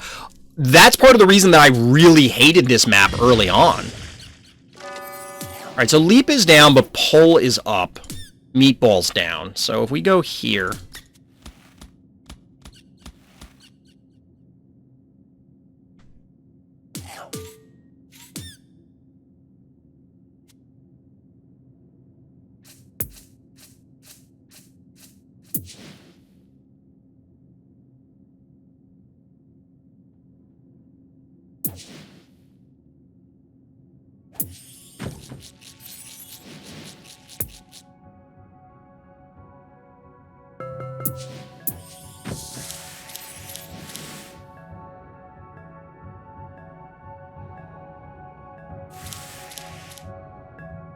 don't know that this is what I want.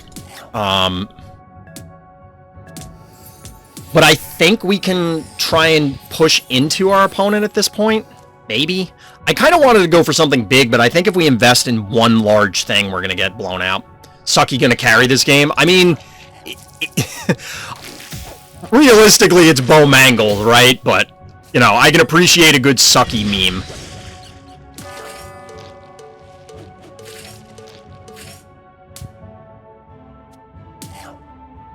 Maybe the cassowary taking this point wasn't worth it. Like, we needed to preserve the cassowary, but there's no way... Like, we'd have to put it here, I guess, in order to prevent, like... But even then, the Murder Wing, I think, could have flown down, and then, like, this Jin Sting could have come down this way and killed it. Maybe that wouldn't have actually killed it, I don't know.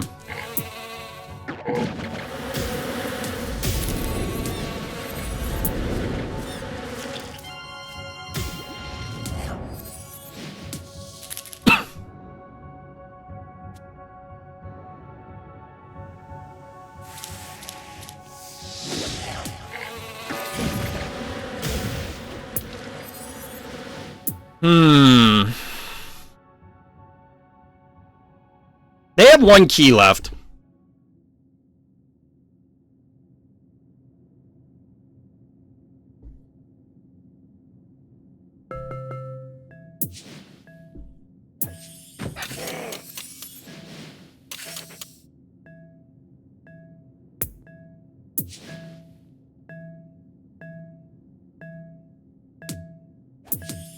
I feel like AWOL's kind of a Hail Mary here. I doubt it's ever going to connect.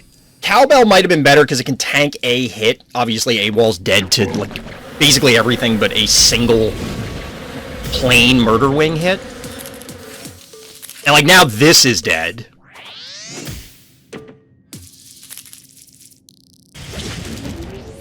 Actually dies to the regular spider attack. I didn't think this thing was... This is a level 9 spider. I don't think we can punish that, though. Like, we might kill the spider, but we're losing out. Like, we're on the losing end of basically every one of these exchanges. Cowbell won't one-shot AWOL, at least, yes. I was ignoring the cowbell, but that's also true.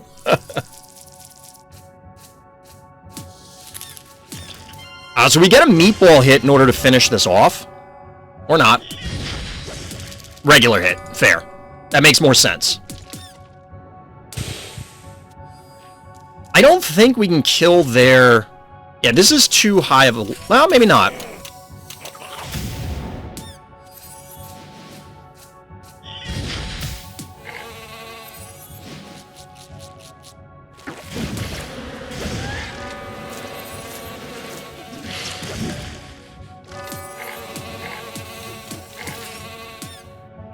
So, we have a chance, chat. We have a chance, but it's not great.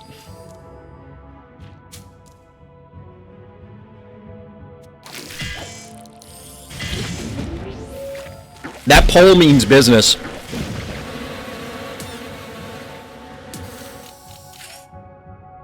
Yeah, you bees while it's here, then yoink it. Oh, you're gonna kill the AWOL. Fair. I mean, that makes sense. It reduces my number of phobies and pushes the damage. So, definitely makes sense there.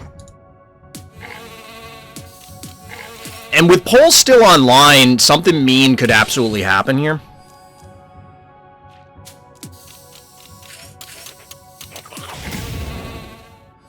So if we do this...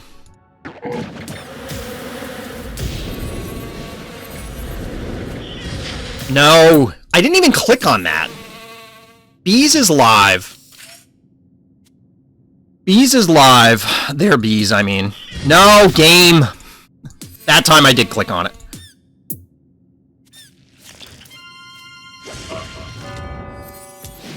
That time I did click on it. Bees! Get a little bees action. See, everybody used up all their points and didn't save it for when the bees actually happened. GG, player. GG. Super scared in the beginning, I'm not gonna lie. I mean, I don't think I need to report, I'm not gonna lie. because everybody knew that, like, I was actively advertising the fact. GG. RIP. GG. That opening had me scared, players. That opening had me scared. Honestly, I don't know what went wrong either. I don't know where it went awry. I don't know why I went in there. I was going to look at the replay. I'm going to take a quick break in a moment, chat, and then we'll do some balance talk, but I do want to look at this. So, this opener... Okay, so I went Snowball specifically because I talked about this during the game, so you watched the game, you heard this, but there's no way that I know of, barring an enormously high-level jar, that Snowball dies.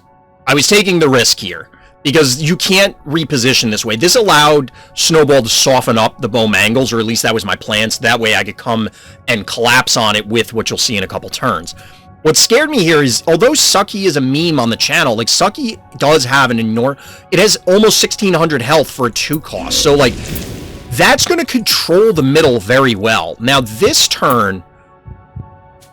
Like, this is still softened up. I get this down to, like, 510, I think, if I go in on it.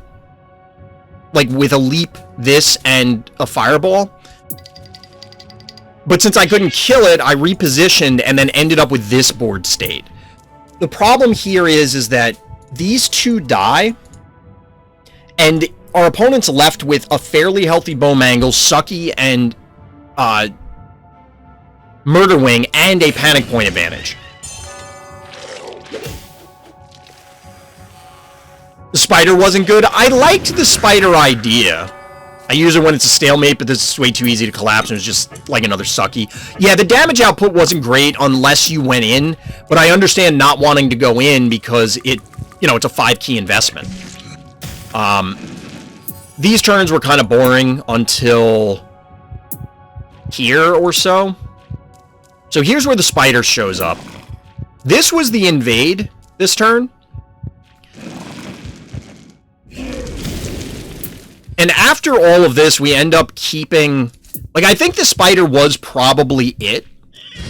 But I also think maybe you were too passive on some of these turns. Like, you did get all the points and then backed off, but... And I don't know that you could have put Bowmangles anywhere else. It's just like, once Bowmangles died, it was Cassowary, and every other turn with Murder Wing was your damage. But honestly, from this position, both chat and I were saying that there's no way you can lose.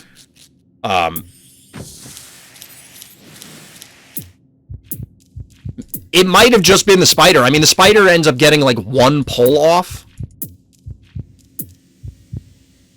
Maybe. If I don't back off, the jar kills me. No, I'm definitely saying back off. I'm just thinking, is there a different positioning alignment that could have been better? I wasn't looking at it that closely, so...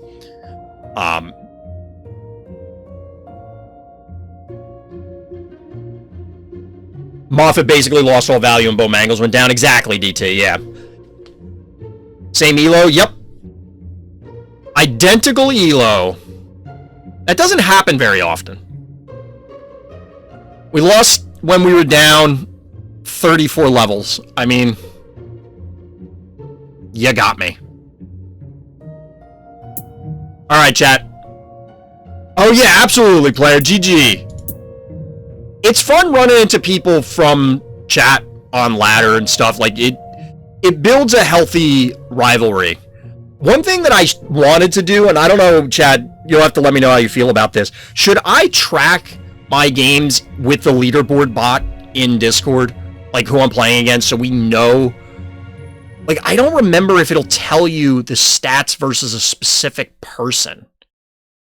I gotta look and see if the bot can do that, because that's the only thing that I care about. I'd love to know what my lifetime stats are versus Claus, or Ryuchi, or any of the people up here. Like, any of them. So the thing I think you're missing, Roxbridge, is that all MOBAs are bad. I said it. Shots fired. I think that the things that Dota and League tout as their primary features are inherently bad. Now, this is... not to say that you can't enjoy bad things. We're not talking about, like, that it's an actual real life bad thing. I just think they are poor game design, game development setups, decisions, whatever. Lufee's just trolling me now. The only MOBAs that I've ever enjoyed were HOTS, but early HOTS. Like when it was literally in alpha and beta, and then initial release prior to them doing the big rebalancing, the scaling rework.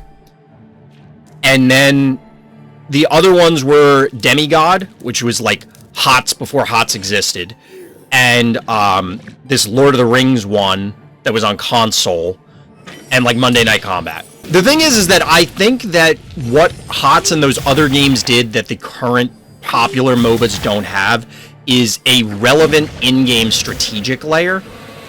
The challenge I have with a lot of the MOBAs, like putting aside the basic, I don't like last hitting, I don't like the insane item shops, I don't like all the additional knowledge that's required just to even have a clue. The fact that they have to be balanced around the drafting format, to me, is problematic. Now, I get it, this is how they make money, but I think that it's just an issue having to do that because it's not fun. Yes, I get people find fun in it, but I want to play the game. It's like I have to play a second sub-game, mini-game, before I get to play the actual game that will determine whether I actually get to play the game I want to play. Because if somebody drafts poorly or something, you'll lose at the draft screen, sort of thing. Let's be honest about Riot here, boys. They literally wait for someone else to do something they imitate and try and build on. That used to be the Blizzard way. And it's not that they wait. But the thing is iterating. It's not imitating, it's iterating. And there's a difference. Iterating on something is absolutely fine. And it's like, oh, that's a cool genre. You did this other thing. You know, Dota to LoL. That's fine.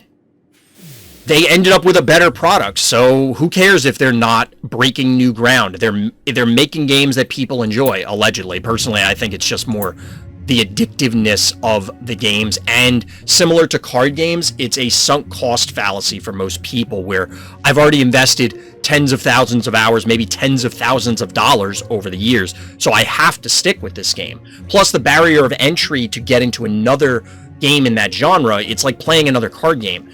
It's like, oh, I'm playing game A.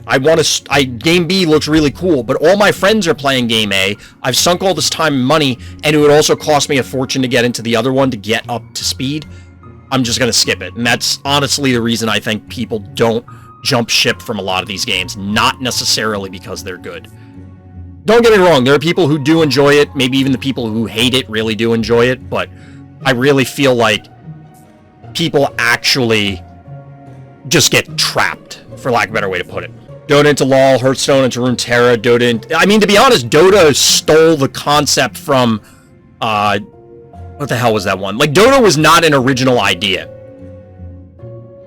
The MOBA idea, like, Dota built upon previous custom games from StarCraft 1 and into Warcraft 3, and then Dota just became, like, the big one. Now, it's the big one that everybody knows, but I don't believe chronologically it was the first. But even there, like, digital card games, okay, well, Magic Online existed in the 90s. Like, you can't really claim that somebody cloned Hearthstone anymore. I mean, yes, Hearthstone streamlined a lot of stuff, and saying, oh, well, that's a good idea is one thing, but it's not exactly, like, groundbreaking territory. Hearthstone is innovative, believe it or not. Hearthstone is the first digital card game that I played that had sound effects, which sounds ridiculous, but that is an enormous part of Hearthstone that is, like, that is a big draw, honestly. Hero powers existed in other games. In fact, it came from the WoW TCG, which they killed for the purpose of creating Hearthstone, because they didn't want, allegedly, the rumor is they didn't want a complication or confusion among people about which game was which. which I'm not really sure how that would be possible, but, you know. Hearthstone is sort of, like, you can see where it drew stuff, but that's the same thing and circles back to this whole discussion is, like, there are no new ideas. Like, there are very few things. Everything, like, the idea for a MOBA of, like, having super powerful hero units, that was in, like, Warcraft 1. Now, granted, you didn't have the 5-lane setup and stuff, but you can see the evolution of these games, kind of thing. Do you guys know which phobia you're fighting in the arena? I've thought about this before. I don't think these are phobies that exist right now, because nothing is like this snake bear trap thing. You could say Rusty, but Rusty has wheels. And the one with the claws here doesn't look like anything. Nothing has spines going down its back. It looks bipedal. You know, honestly, chat, you know what this actually looks like? This thing actually looks like the one stress level reward, kind of. This kind of looks like one of the new stress level rewards. It kind of reminds me of this. Now, granted that you don't see the spines, but you could make the argument that, like, the spines are down on its back, and then when it's riled up, the spines come up. I don't know.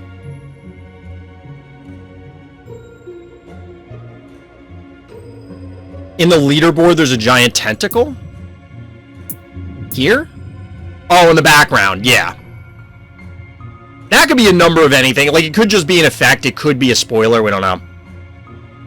Did we just find the 120 phobia? I mean, I swear to God, Zach, I was looking at it earlier today because I was playing some games offline, and I'm staring at this, and I'm like, you know, we don't know what those phobies are. We don't know what they are. And, like, it would be pretty cool. And before Eldritch next patch, I kind of want to do a speculative news flash of, like, what the next patch would be, but this one just came out, so. I discovered the best player too late. I can't take back my moves and re-input in time. End up throwing the match. Oh, no. Yeah, the animation times sometimes are rough. This is from a new person. And they're claiming that they went all in on the heart. New person is in. We haven't done a game review for them. This is against Cleaver. Alright, so another viewer-submitted game review here on Billy's Room. And our hero here is owning in the orange trunks. Has every submitted game been an orange player going second this game? It's weird. Wait, what, Anda? That doesn't sound good. But we get a Venus opener here. Now, the notes for this game is that our hero here claims that they went for the heart and ignored their opponent's phobies, which is going to make this game all the more intriguing based on the Venus start. Now, I imagine that a trap just went down. This only moved up one. And we get a misanthrope, you know, it's DT's favorite phobie. And we get a follow-up muffin. This is really interesting.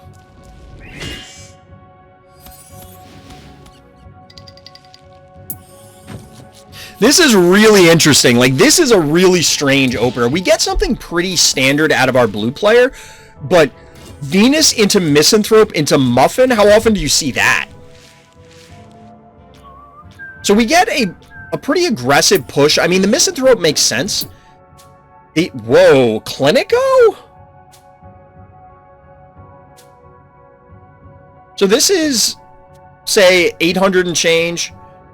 This is like 1800, maybe 1900 damage. So a jar can kill this Venus. This is, chat, what is happening in this game? Like, what is yeah, Paladin build? Okay, so this is enough damage to kill it now, because the cat moved down. Now, there's probably a trap where the Misanthrope is. But there's not going to be a trap here since that Venus went down already. We get the invade from the Misanthrope. It's going to be difficult to dislodge. It does have a lot of health. or had a lot of health. It's down to 1261, and it is very much in... it's in bad news territory. It's not on the side of the board that it typically wants to be. We got a follow-up Murder Wing. Still maintaining the 2-0 panic point advantage, but now it's 2-1. The cat retreats. Makes sense. And we get a Boo Fairy. Oh my god, no. Not like this. So the Muffin clearly was positioned to prevent something from coming up here. I guess a range phobie hitting. And also to prevent the Muffin from dying, like, you know, a Cassowary coming in and killing it. Although, yeah, Cassowary couldn't get it, neither could the Jin Sting. But it just dies to the Boo Fairy. It didn't even heal. It didn't even heal. What is happening in this game? So, Misanthrope here is just going for it. Misanthrope... Oh, our hero lied. They did go for their phobies. They did go for the phobies. They hit this Jin Sting. But right now... Well, that's pretty cool. 2785.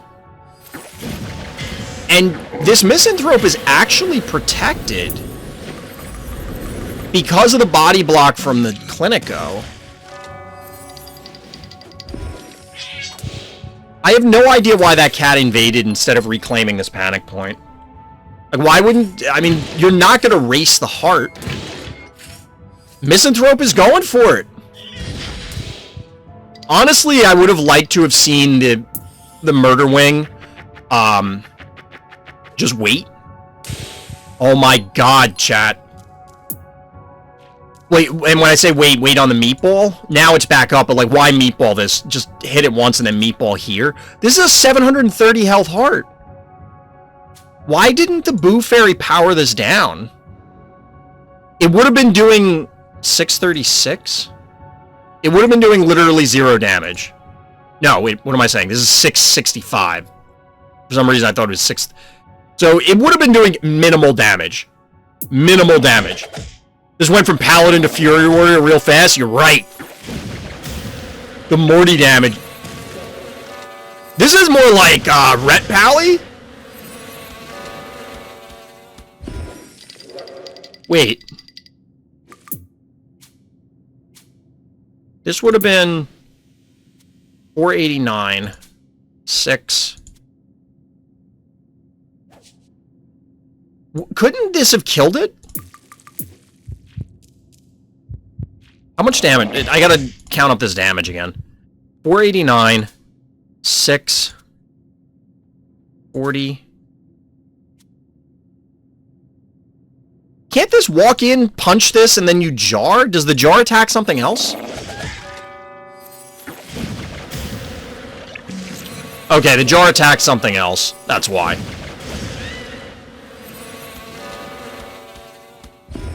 So we get the reposition here, but this doesn't matter because this Morty can just go in. This Morty can just go in. Chat, what happened in this game?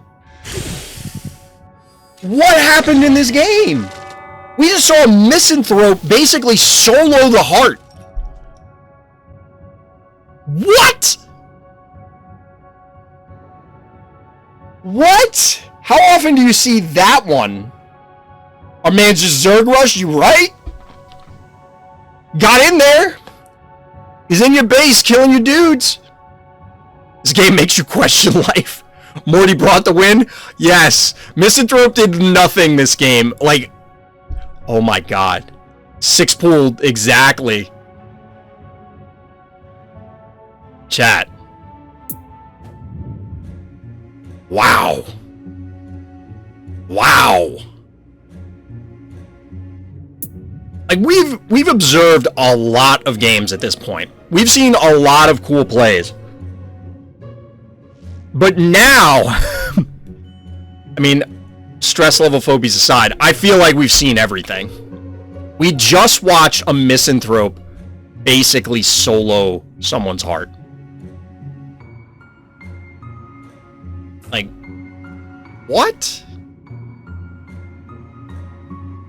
I've been seeing that mech a lot more recently. I mean, a lot. Honestly, I know DT hates Misanthrope, but I think Misanthrope is actually pretty decent.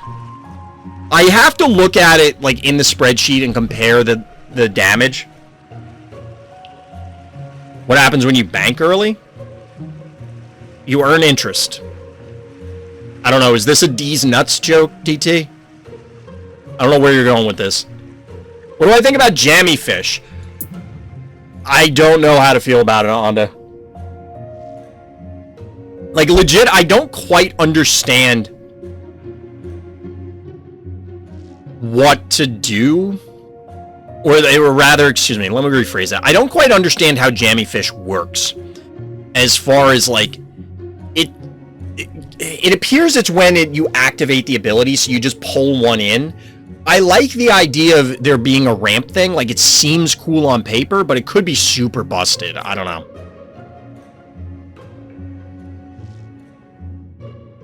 Honestly, the Boo Fairy might not have been bad, but they didn't power down the, like, the two mistakes that stood out to me, and you didn't need to really change anything else about that game, and you probably would have been fine as the blue player.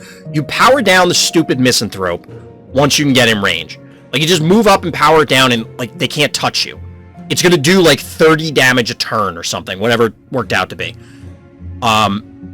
And then, why did the cat go in aggressively instead of capping the point? And you would have, like... They wouldn't have been able to swing the cat into body block, because they would have recapped, or if they swing it in, that means you're not taking panic point damage. You would have ended up with a lot more life over the course of the game.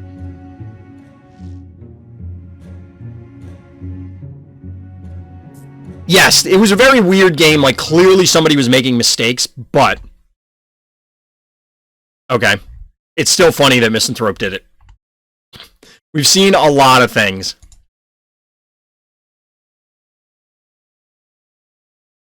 We've now seen pretty much everything. Including Misanthrope puncturing, pulverizing someone's heart. Just cleaning up the Discord channel real quick, chat. Poof. Honestly, like, I am shaken to my core after that game. I am shaken. Oh my god. I was gonna do the balance thing. I don't know whether to wait for Doc or not. I don't know where the hell he went. We might do it anyway, and Doc will have to catch the, Me too. You should be, DT. Like, I seriously disagree with you about Misanthrope being as bad as you're saying. For example...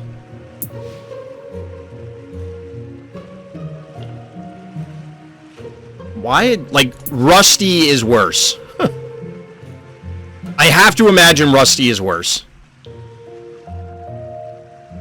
I think there are a number of phobies that would probably be worse.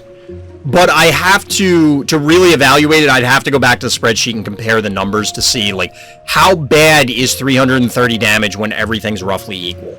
Because once we're in this middle stage like we are, that it all goes out the window. It's, well, if you have a level 17 Misanthrope, guess what? That's probably going to kick the crap out of me because I just don't have enough damage that early in the game to fight it, sort of thing. Stress level 120 phobia. I don't know why it was like Mr. Trample ability, but with Klepto body. What one is the 120? Is 120,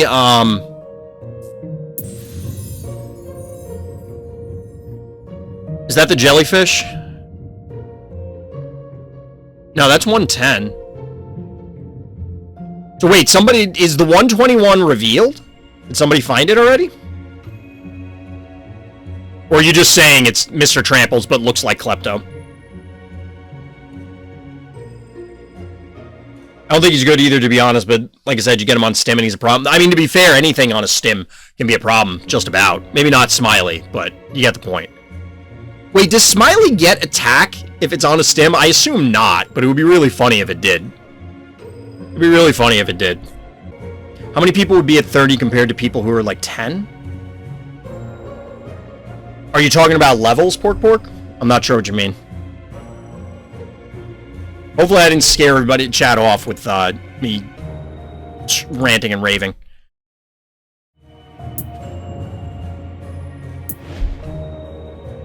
For Phobie level? I think it's a big deal. Now, we talked about this last night, but I think it's problematic. I think it sets both... So here's the thing. 30 is not the cap. It is now, but it's not the end. They said as much. Now, maybe I'm reading too much into it, but they said it set it now, and they had never intended it to be at 20 to begin with. Why that came up, like, why they couldn't have just made it 30 from the beginning, I have no idea. Because, so here's the conspiracy theory part. People were saying in Discord that, oh, well, they changed it to 30 now because they snuck it in because people were gonna, you know, like, they were gonna get mad, so they didn't want to tell anybody, so they were just avoiding it. That makes no sense. Like, that's absolutely conspiracy theory territory, because people play the game. They're gonna see it. Like, it's not hidden. People are immediately gonna know. I believe them when they say that they didn't mean to have it at 20, and there must have been a technical issue or some other reason that they couldn't make it 30 at the start, because guess what? People are gonna figure it out anyway, and it's only like a month after launch. Who cares? It's not gonna, like, I don't think it's going to impact things in any meaningful way on that front. Now, I do think it impacts things in a meaningful way for people getting into the game, because, like, getting things to level 30, let alone everything to level 30, is an enormous amount of effort.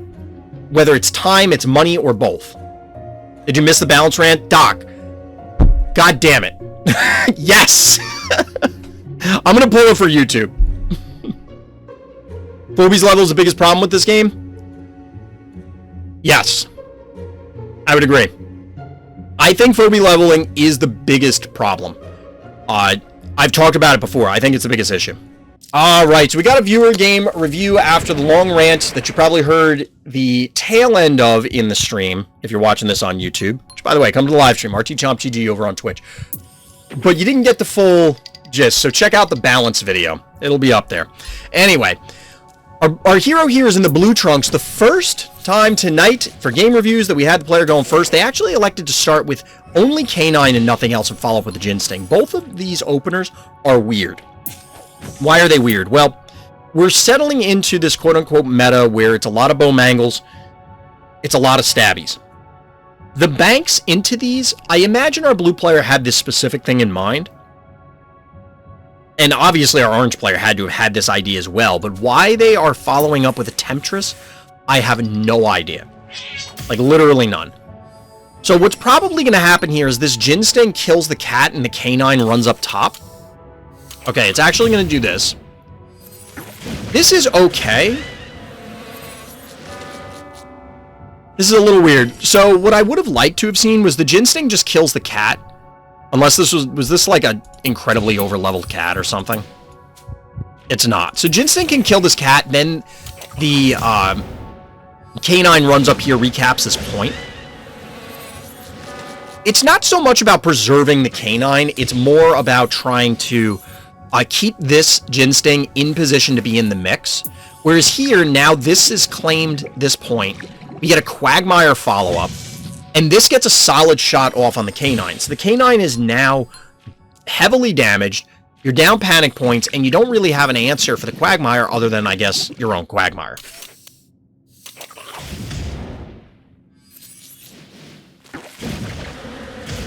So we're getting some pressure going down onto the Quagmire, the enemy Quagmire, the bad guy Quagmire. Obviously, the K9's getting whatever value it can at this stage because it's not long for the world. In fact, we see the Quagmire take it down, which is a little odd. But we get the AoE from Temptress. Is this just dead? So the Temptress is just going to die. And we get a stabby follow-up. This is a little strange, the way the position worked. I mean, I didn't like the Temptress to begin with. I don't think that Temptress is worth it, like, to counter a K9. Quag feels so good. I don't have him, but he just never goes away. Quagmire seems really good. Like, real strong. But we see the Temptress go down, and it just doesn't feel like it was ever doing anything of value. It's a level 3 Quagmire against a level 4 Quagmire. So we're pretty even on levels here. But at this point, despite the panic point disadvantage, everything's kind of in our blue player's favor. They're going to be able to recap one of the points. The Quagmire can't really hang out that long. Oh, they're going after the Jin Sting. But it's good. Oh, okay. It's going to die to a jar. So this Jin Sting should have got the hell out of dodge. I take it back. It was looking great for our blue player, but that didn't need to happen. I'm fairly certain you could have killed the Temptress, put a hit on Quagmire, and then backed off. Did him dirty with that jar. I mean, that's how it works. Jar sneaks in. So we're getting some more pressure onto the Quagmire. And the blue player's Quagmire is way healthier at this point. But it is in range of getting hit 6 times. This is going to be 8. This is going to be 16. This is going to be like 21. I'm rounding, so like we'll say 21. That's not quite enough damage, and based on the phobie levels, I'm assuming that there's not going to be a snowball in the mix here. Not that snowball could get in range anyway. So we do see the slap from Quagmire go down. This feels like these attacks could have been done more efficiently. Maybe they couldn't have, but I would have thought it would have been like a single stabby hit here, jar to finish it off, then stabby up here. Maybe this ends up with more damage on Quagmire, I'm not sure. But we have a panic point advantage going blue with a whole bunch of bank keys on both sides. We had 6, now 5 for blue, and then 5 for our orange player. But we're getting a bunch of 1-drops, which I can respect. Put a lot of pressure on the heart by capping all these points.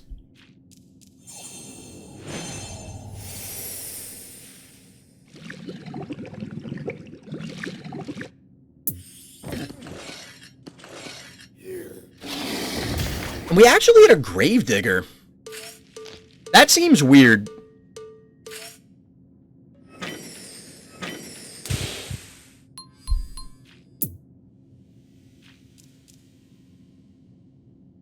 Why?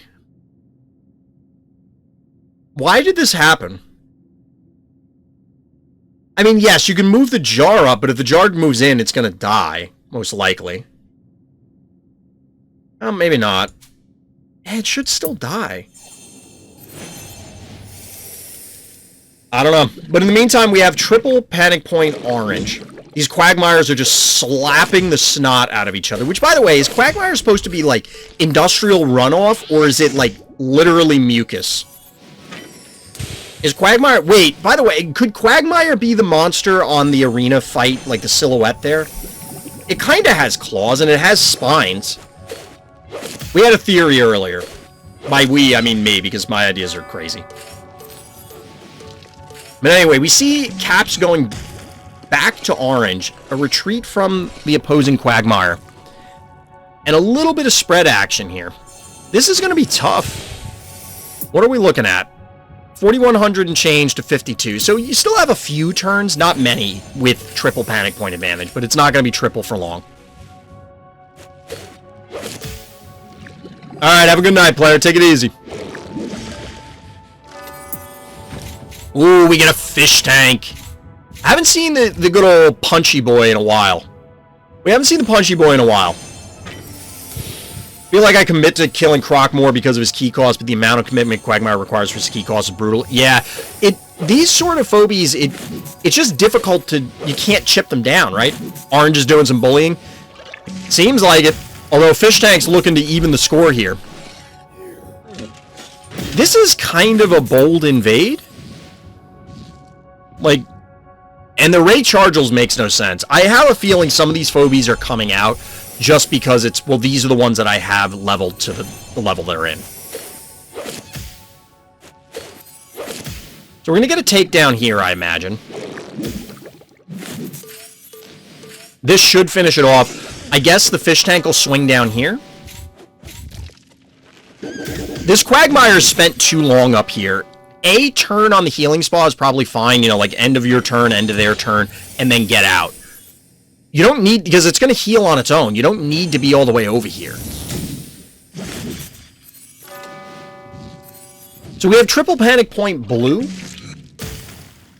And we have a fish tank and a Quagmire. They're going to be all up on this heart very quickly.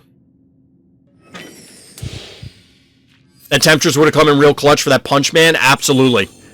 Absolutely. This is a scenario where I could absolutely see a Temptress. Punch Fish, true. It is more of a Punch Fish. This is the position I'd like to see. Bozo got it set up correctly. You're protecting the fish tank. At this point, the panic points don't matter. There's no way that, like, you can kill these things fast enough. I don't even think, like, if Ray Chargels came in, I don't even know that you care. You just still go face. You just punch the heart. It doesn't matter. They can't race it. But we are seeing some takedowns on the remaining phobies instead of going for the heart.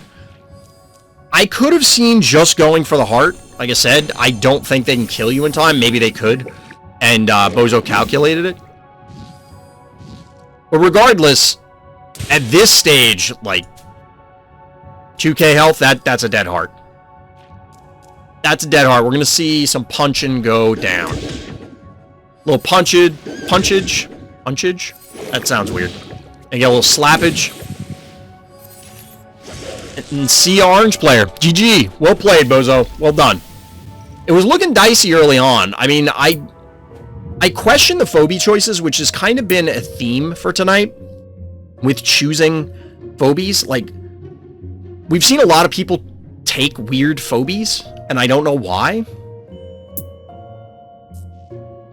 Like, I don't know why that Temptress came out that early. And there were a couple other games where we saw people just elect to spam some phobies that didn't seem to make sense. Oh, you're up against me, Joe? I've been trying to queue up more async stuff so that way I can hit my game total. Like, we still have 3 more weeks in the season, but I really want to get that gold pack, and it's kind of a big deal. As we've seen, the silver packs, we'll call them the red ones, are not... Well, the red ones aren't. The red ones are the bottom one, I think. I think they're actually silver. I was messing around with Fish Tank. Fair. I mean, Fish Tank is better than I initially gave it credit for. Just make sure you get golden mug every week. You'll get the gold pack. Yes, because it's 42 games, right? I gotta queue up more async games in that case, because I do play... I've been trying to play a lot more offline. We were talking about it yesterday. It's just challenging trying to do the video edits and do the game reviews and all this stuff, and, you know, like, other related activities to the stream. Plus, you know, there's real life stuff going on. I have a real job. I have to, you know, do things around the house. It's warm out, so, you know, yard work, that kind of stuff. And there are times when, you know, believe it or not, I want to play some other games other than Phobies. It happens every once in a while. I queue up 4 asyncs a day and play minimum 2 arenas, so yeah, it usually works. Yeah, that makes sense. That makes sense. What's the turn minimum? It's like 15 turns? Honestly, I think I'm primal 2 in async, because I 100% don't pay attention in async. I literally just do things. And because I often queue them all up together, so every day what I'll do is I'll queue up some games, and then when I check in either later that day or the next day, I'll play all the turns together. But if I end up getting, like, multiple games on the same map, either the next day or, you know, as I'm from the same cycle, honestly, I forget which ones are which, and I'm just like, whatever, I don't care, I'm just doing things. Yes, I could sit there and pay attention and actually look at the board state, but I just don't care. I'm not doing it. On Big House might have been a good game for it. Now, realistically, the appropriate answer at that time was instead Morty, like we talked about, but...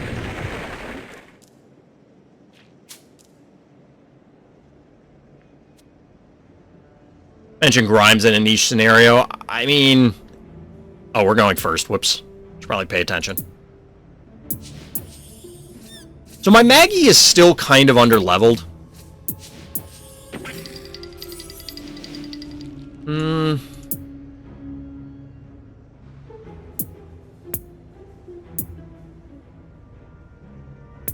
We could go Maggie Droney, but I don't really want to do that, because then we're putting 2 garbage phobies on the board. Not that Maggie's bad, it's just my Maggie's under-leveled. So I'd rather have the Murder Wing. Do not use Dozer this game? Yeah, probably don't want to. Not on this map. Dozer, I imagine, is awful on this map. Want to see a game where Jeeves, Rocket Man, and Yeti are on the board? I see you're a Blizzard enjoyer. As in the weather pattern. Yeah, Dozer will probably get crapped on this map because you'll never get into position to hit anything. Or I would expect you wouldn't.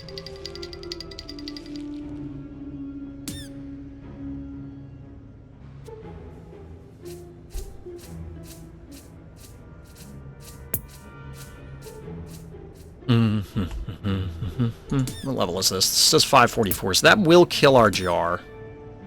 We put it anywhere near here.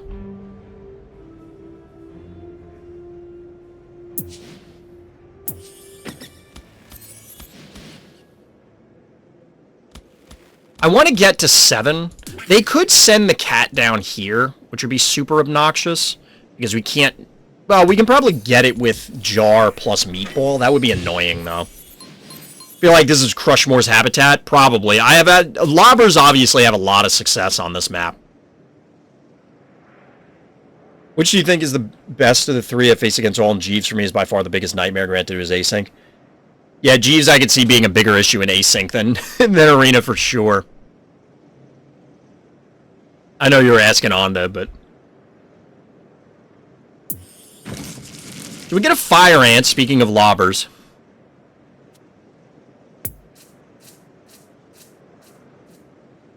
That's going to be super duper annoying.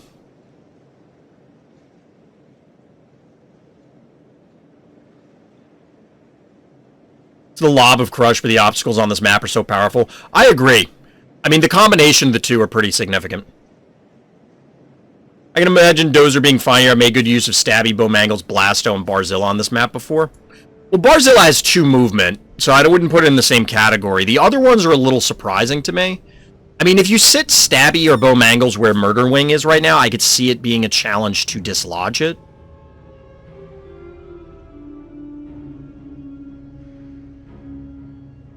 I don't know why you would undo that, really. That seems weird, like... The Fire Ant is really strong. I would have gone with that.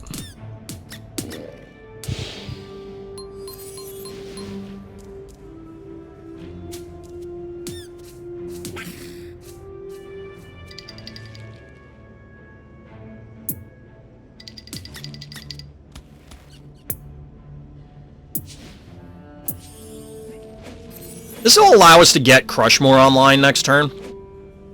I'm hiding the cat because the cassowary represents more damage. They're not going to one-shot it with... Well, I didn't check, but odds are they're not one-shotting it. Yeah, they're not one-shotting it with this.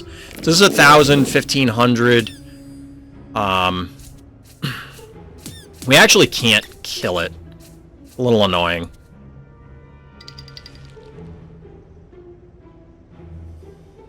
So if we... 1, 2, 3, 4... Yeah, if we move the cat, we needed to have the pterodactyl here. And we could have threatened killing this. We likely wouldn't have, but we could have at least put the threat on the board instead of nothing. You missed the Rocket Man, Lufee. You missed the Rocket Man. It did about as well as all the other times I put Rocket Man on the board. We lost. Hey, Italo Silva? Italo Silva? I'm gonna go out on a limb and assume you're a bot. There we go. Thanks, mods. Taking care of it. This is why we have mods. Get that crap out of here.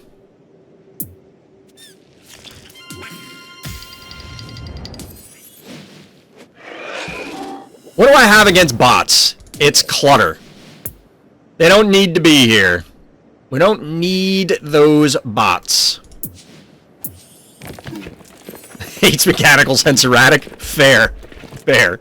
Although right now it's bees. This is gonna retreat, right? Like, they could dive and kill Murder Wing, I guess, and then, like, lose both of them. Well, I guess they could go in with Alligator and Hevo, but then, like, I don't know.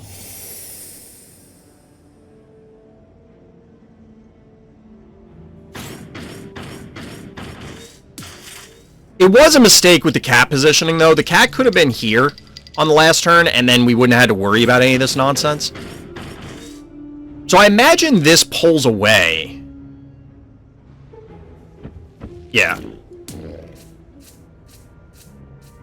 So we go south, kill their cat, reclaim 1, 2, 1, 2. We can't actually get there with our cat yet. This is going to have to go here. We don't have any way to punish this either. I think that's allowed, Lufee. I think that's allowed. This once.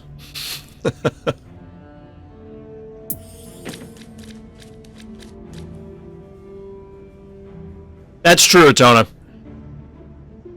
But no body implies a body. A human. Not bots. Oh, Anda, that's awful. That's not what you want to see. That's true, Lufee. That's true. It's not yours anymore. The cat has claimed it. If the bot has a body, ever watch the Jetsons? I haven't watched the Jetsons in a very, very long time. I just want to see if this works. I highly doubt it will.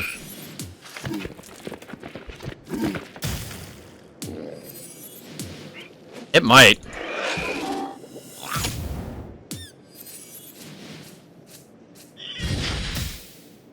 Oh my god!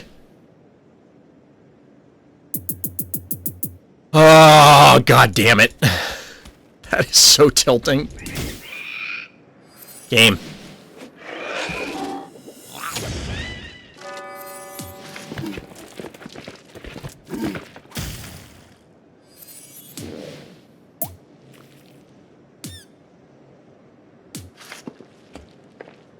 So that would live.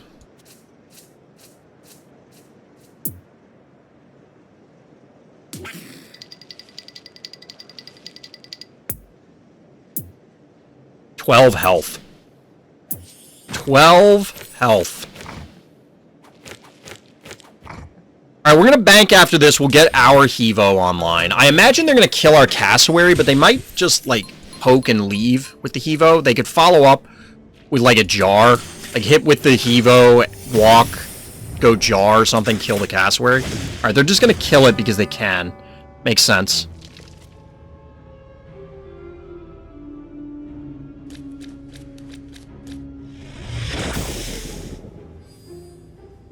I'm okay with that, Atona. I'm okay with that. The cat has one unique habit. After my cat doing her crime, she's gonna run as fast like the wind, leaving no tracks behind. Yep, you'll never notice. You'll never notice.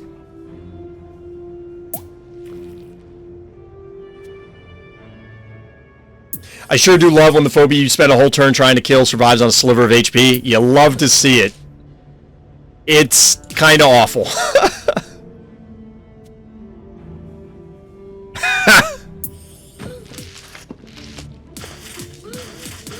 Yeah, I can see that being the case, Lufee.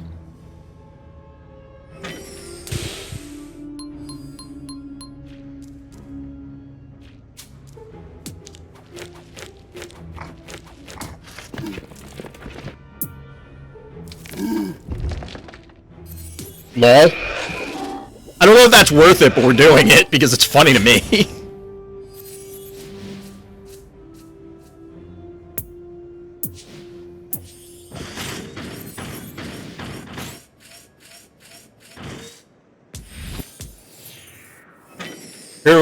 Pretty weird of him going double trapper. I mean, the trappers are okay, I guess.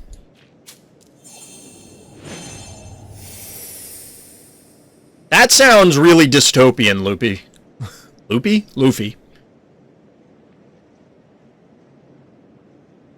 Yeah, I know, Atona. I've offended every Roomba on the face of the earth. We've actually hemorrhaged a bunch of 1-keys. This Hevo is sniping all our 1-key units. I would imagine that's how it goes down, Lufee. Putting an obstacle up top was a good option too, like up here, yes. I wanted to reclaim the point that turn, but yeah, we could have wheeled it up here and blocked this off. Unfortunately, all that effort on this alligator was for naught. Like, shocker. The alligator gets away. Maybe we should have dove it anyway, put it at 12, and then be like, okay, we'll get it with something else. But my fear was they would walk it away, and then it would just heal up, and it's like, we'll probably lose 5 or 6 keys worth of stuff on that turn. I don't know. Honestly, I'm kind of tempted to go Gravedigger and, like, block them off entirely. And then, like, force them to fight over specific spots.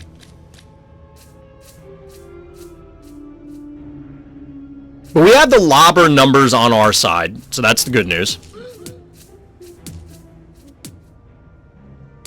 I think not diving him better, it was better, to be honest, as long as you control the points. At that point in time, we didn't, but I hear you, yeah. This doesn't really do anything. It pushes a little bit of damage. This couldn't have had a trap. This can come in and hit us.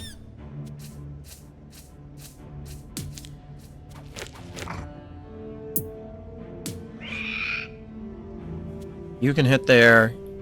You can hit there. The only... You go there. There's no point in taking the damage here. Thought I was still clicked on this.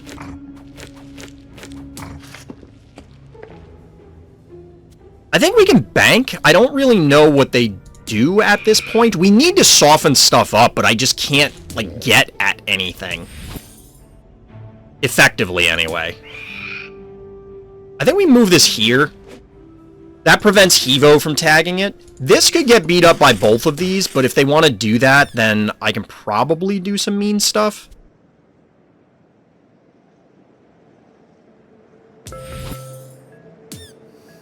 I think this Murder Wing needs to be here instead, though. I think this was a positioning mistake, putting it up here. I was thinking that it could help supplement if they go after the Hevo, but either they're not going to, or it's not going to do anything of value, the Murder Wing, that is.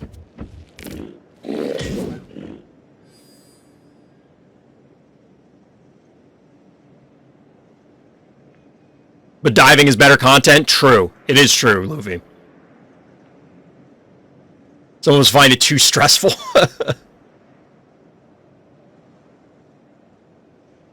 Yes, I may be a tea nerd snob. You and my wife would get along, Lufee. My wife loves tea. I never liked coffee growing up, and I know we've talked about this before, but I drink it now. I can't really get into tea. It actually makes my stomach hurt more than coffee, which is weird. What is that not even 500 Gator doing? I don't know. I mean, Gator on this map, I guess I'm stumbling a bit on my words because I don't really know how to put this, but, like, I guess Gator could be fine, hypothetically. Yeah, you do not want that Murder Wing there. That seems like a mistake. What are you doing? You can't attack... I think they're trying to attack this with the Murder Wing. You can't attack it. Tea is okay. I never drank coffee based on the smell. I'm not sure how anyone does. Honestly, I think the smell is better with coffee than the taste. Truthfully. But I don't like the smell of tea, and I don't like the taste of tea. So they have 12 keys banked. 1, 2, 3, 4, 5, 6, 7. They have 7 phobies out, so they can't summon anything else. So I think what we do is we try and reclaim points. So that this way, they are forced into... This could not have placed a trap there.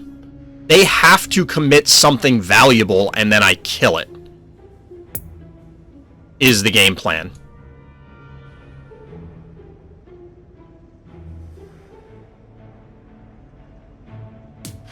This is almost up. I kind of want to, like I said, maybe we reposition this so that that way we can block something off. So if we go here, we could do that. No, wrong guy.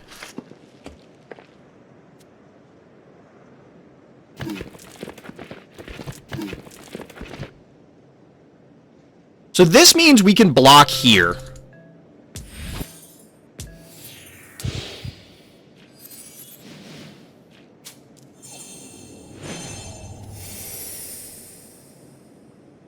He's just stocking traps. You need another panic point for sure. Yeah, I'd agree. The thing is that the traps are not in relevant places. Like, this can only place them in melee range, so they're here, here, and here. I'm not going for this one. This one can do range stuff, but I don't think you can place it on a statue like this, so it's, like, here. So those are not really relevant places. Why not Honey Bear? Wait, what? That gator's just going to regen? Well, yes. It might have been better to swing the Crushmore up north, to be honest. My biggest disappointment in the world is when I know news telling me the sweetened condensed milk at here didn't contain milk at all. I love milk. I mean, fair. It's tough to find good coffee. Yeah, I've definitely learned that there's definitely good and bad coffee. Absolutely. I think that might be a you thing, Atona. They protect against dives, essentially. Yeah, to a degree, if you're talking about the traps. I mean, yes, they do in general. Here, I don't know if they're positioned to do that. I think north, too. Yeah. I was hoping that we could block off this side and then, like... Did our opponent just rage quit or something? I don't know what happened. Like, they have too much damage here as well. Like, they're going to be able to burn the statue down trivially.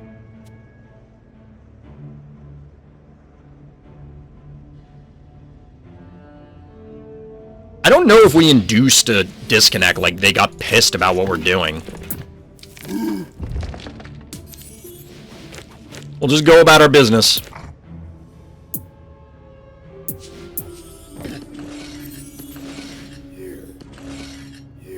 I'm pretty sure this game is, like, over, as in they're not there. So that's why I'm going for the Gravedigger. Otherwise, I would have banked the Gravedigger, I would have banked the Gravedigger keys. Alright, so there was a trap down at the bottom. Shocker. Yep. I wonder if they rage quit or they just, like, they were at their bus stop. You know what I mean? We had some good replays tonight. We didn't have a lot of great games, like games that I played. All right, we'll do one more game review, chat. Try and cut down the list a little bit. This will be a very long game review stream highlight video.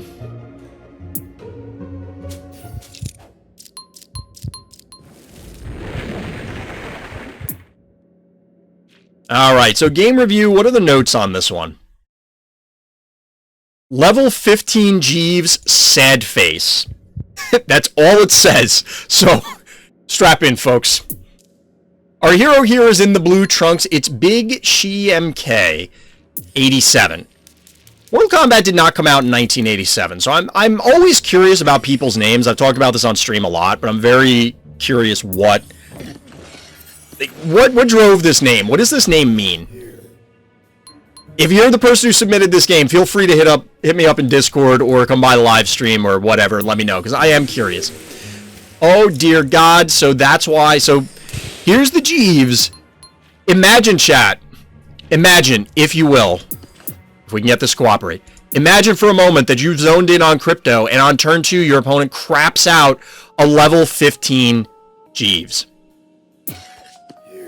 Level 15 Jeeves. Says the guy named RT Chomp GG. Yes, but you were here because you were giving me a hard time about the name change, Atona, and you know what the reasons are. There's a logic behind the name. But in the meantime, we get a Jeeves. No traps yet. And we have a panic point advantage for our blue player. Now, I do kind of like... We talked about this last night, I think. Okay, this is a little weird. I do like the trap unicorn response. Was it in response or did they do unicorn first? Okay, so unicorn was in response. The reason I'm pointing that out is the unicorn, if you place the traps on where you think a Jeeves trap is, you can eliminate the trap. You can also do the same with the Gravedigger statues, but they dropped a statue here blocking off this point, which I'm not sure about. I mean, it would be difficult to claim, but still. Now, the spider here is a little weird. There aren't a lot of range phobies, definitely no lobbers currently. It's going to be difficult to yoink, say, the Jeeves and blow it up, because even if you pull it onto a trap, odds are your opponent's never going to allow the Jeeves to really be exposed. And now, thanks to the statue, this jar is very, very safe. So we're just going to see the panic point advantage sit as it is. Get a free hit going down on that unicorn.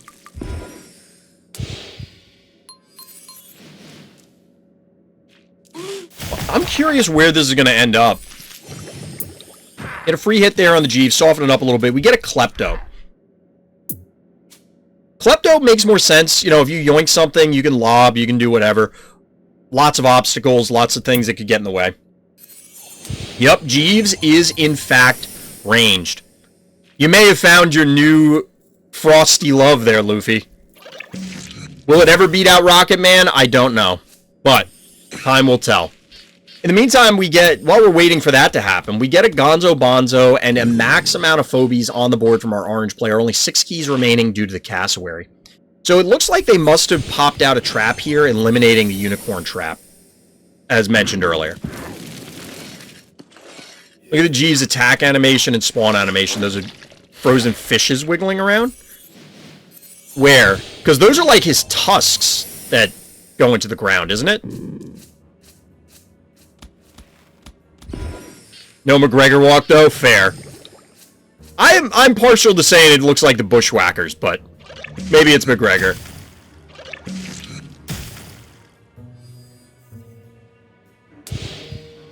So we're getting the jar softening things up. It would be difficult for our blue player to dive, so I'm curious how they're going to do this. Trap should be up for both players. Okay, so we're going to get a bunch of damage going down. I don't know if this is a dead Jeeves or not. But if you're going to do something, you got to do it soon. So now's as good a time as any, I guess.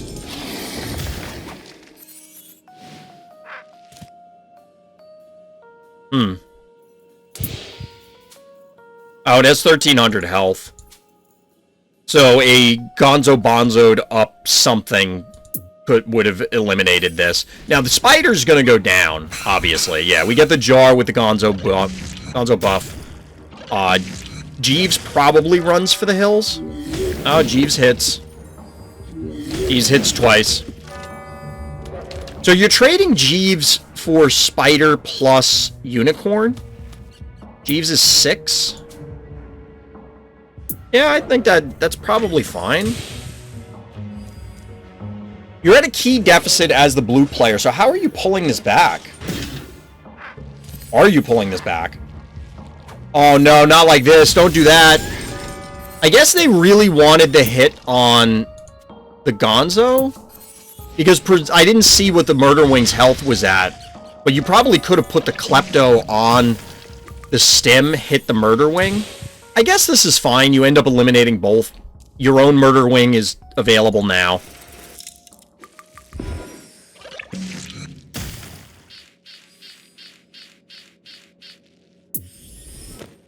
Hey, we get the Rocket Man. We get the freezing duo.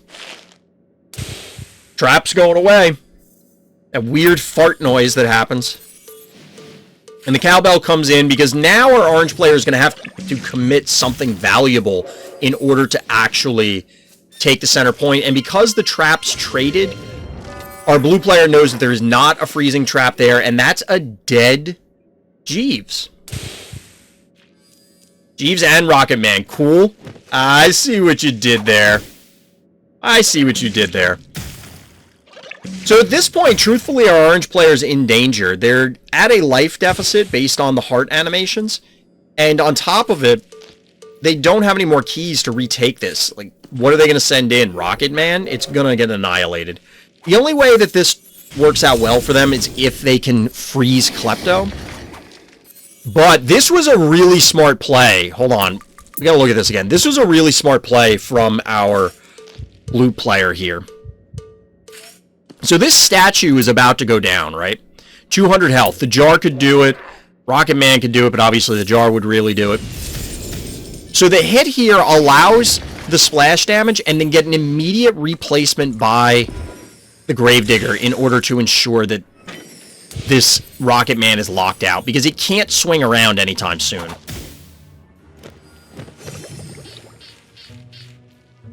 The freeze trap goes down on the cowbell, but at this point, we're just kind of waiting it out. I don't see how the orange player can pull this one out from here. They don't even get the kill on this murder wing down here. That feels bad. Orange players now say, oh, I didn't mean the pun. Sure you didn't. That's what they all say. That's what they all say. So Jeeves was mostly a weird erratic? I guess? Sort of?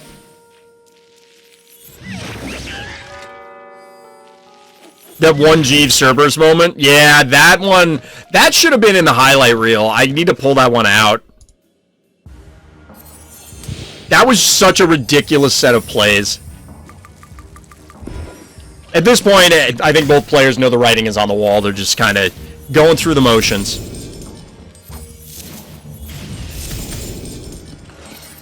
Because, like, look at this. Yeah. Down to triple digits on each of these. The cowbell survives its freeze. That might be the most notable thing in the game. Or of this game.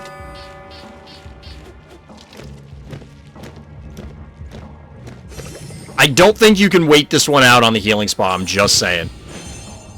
Just saying. Maybe it's me. Maybe I don't see the strategery. But I don't think that one's going to cut it. Not quite a dead Gonzo Bonzo, but it is a surrender here. GG. Well played. This is pretty cool. Beating up a big high-level Jeeves. This is a level 12 Rocket Man. Like, this is somebody who absolutely beat someone higher level than them. Well played. Well done.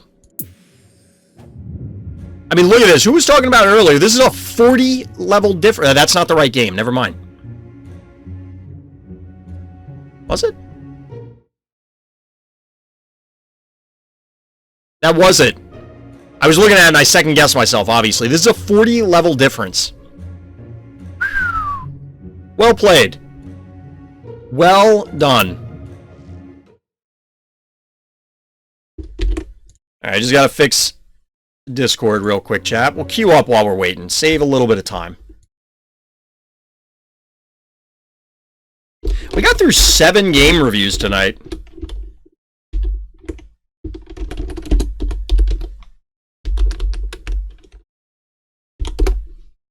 Not bad. Pretty significant amount. Granted, we started really early, but... Oh, now are you seriously Forgo? I get 2 whole levels on Cerberus now, but I really just don't use them at all. I want Cerberus of... Chat, how does this always happen? I do a game review and then immediately zone into that map afterwards. Immediately zone into the map. Well, we're doing the thing.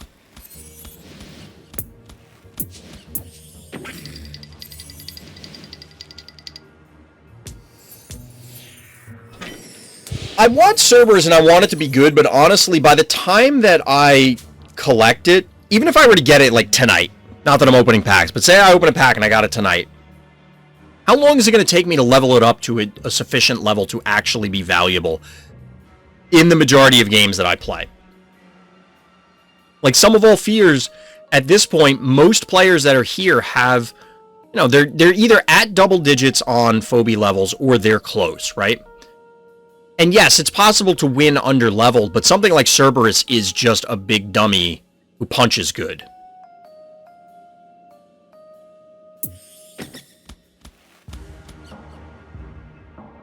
My Cerberus level 10 must have like 600 more health than a level 1. I could see it. Alright, so this is a dead cassowary unless they do something weird.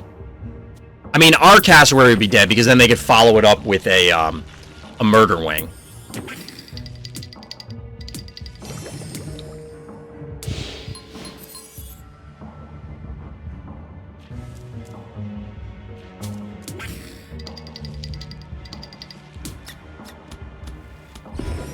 So what ends up happening here is they're gonna kill this cat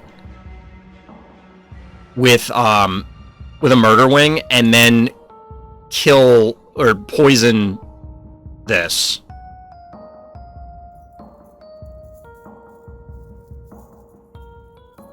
We could kill this, but then it dies to the murder wing.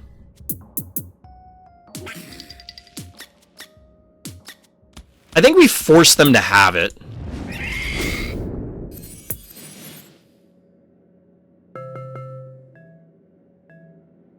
No.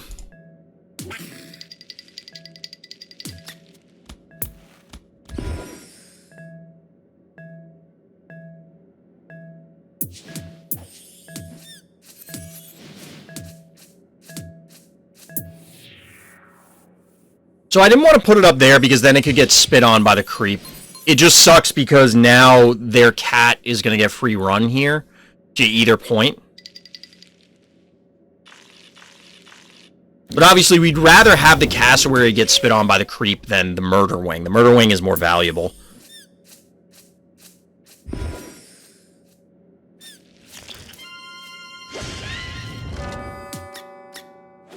We will get to reclaim our point, but I don't know.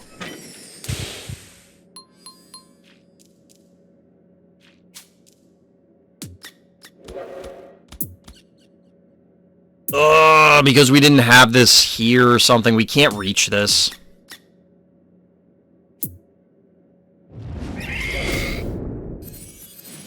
Oh my god, that lived.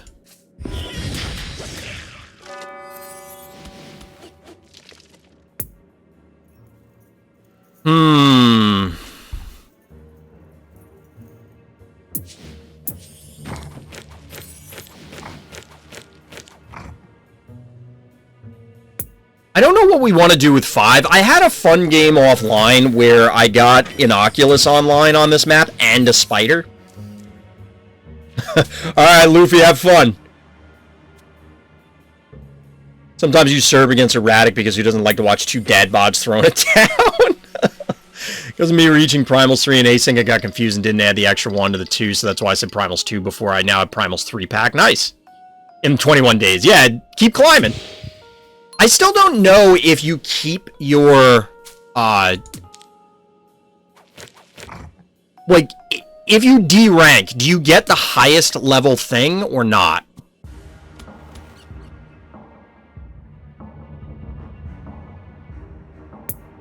I don't know how that works. I would go Innocuous here, but with the Stabby, it just makes it super weird.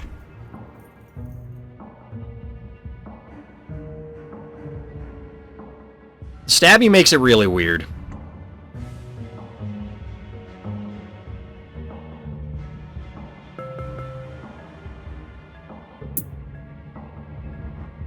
We're just gonna go Jin Sting. I wanted, or I was considering banking to 6, but I just don't see a relevant way to do it. We don't have a great answer to the Stabby. That's part of the issue here. I'm hoping that they get lazy about their Murder Wing, and I can snipe it. I highly doubt that's gonna happen.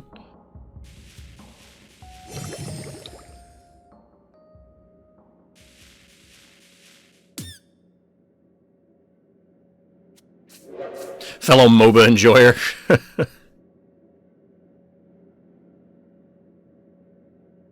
My corn boy on this map always spits out 4 to 5 traps that rarely get triggered. I'm trying to figure out if he's useless or those traps are deterring the dives. I guess it ultimately depends, Roxbridge, on whether you're winning. Like, at the end of the day, that's the only thing that matters for the efficiency or the effectiveness of the plan, right? If you're winning the game anyway, then great.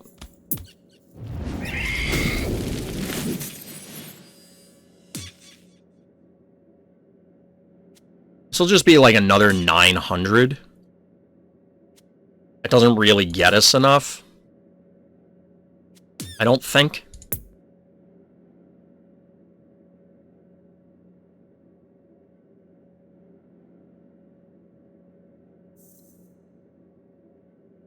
So we could bank to 7. I don't necessarily see a reason not to. They could just move this Stabby back here, though.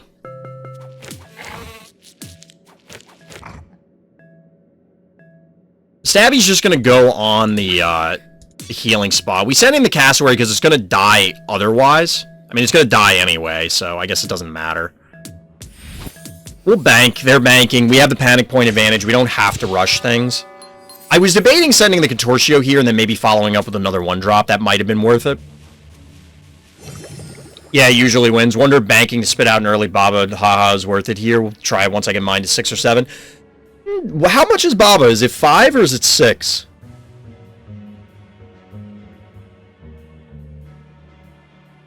The only reason I ask is I feel at 5, it probably... It's 5? Okay.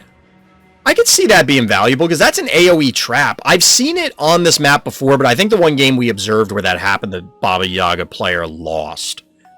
I have to mix in the actual name with Baba Haha, because otherwise people are going to watch this on YouTube and be like, what the hell are you talking about? Like, what in God's name is a Baba Haha? Like, that's not a phobie. It's not an actual thing. See, like, our hit here accomplished nothing. We could have moved the Contortio here. Like, we could have been more aggressive about this. And, like, dove, I guess. We have another person disconnecting? What is happening tonight?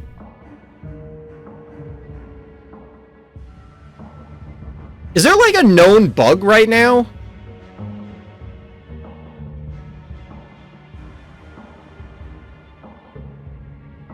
I was playing earlier today and didn't have, like, any disconnect. So, in fact, I haven't seen a disconnect. Like, when I first started playing, there were disconnects periodically because there were some known bugs that were going on. But I haven't seen disconnects in what feels like forever. Yeah, you're absolutely right, Roxbridge. I could see value in it.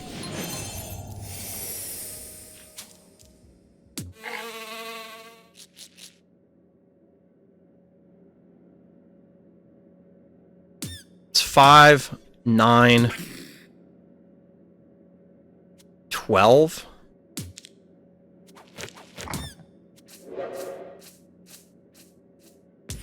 So we could fly over a pterodactyl next turn, assuming they're still here. Our opponent didn't just, like, actually disconnect.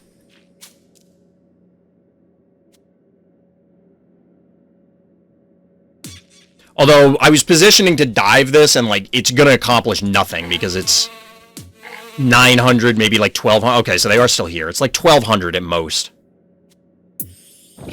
That's an Octonauty. That's kind of scary. Almost 2k health, and we can't deal with this stabby, let alone the Octonauty, so I'm not sure how we're going to do this. And we have to go into weird positions, because anything on the stem can be yoinked.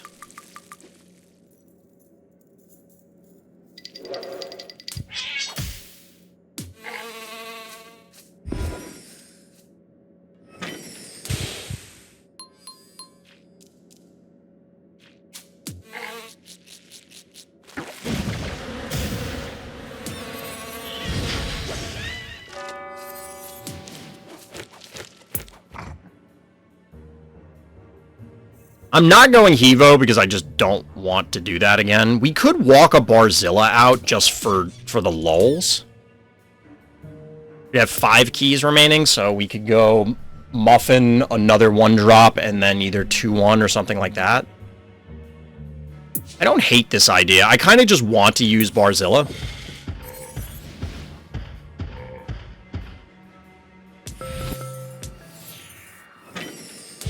Honestly, Dozer wouldn't be horrendous here either.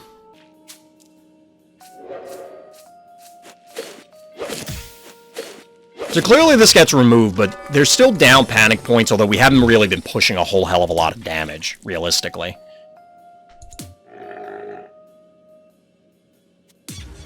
That's 8, 16, 24. So we could invade and kill their jar with the Barzilla.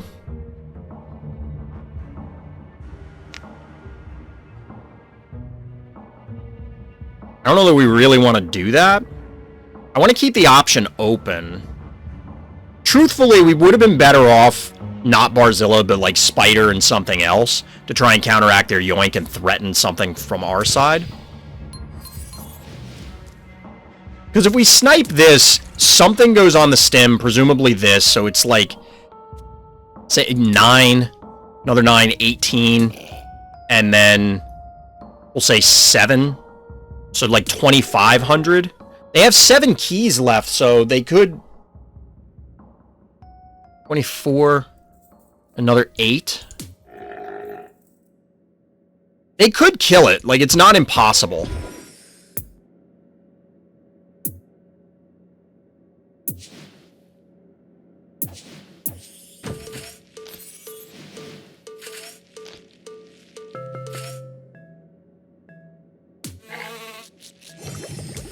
We might as well heal this up.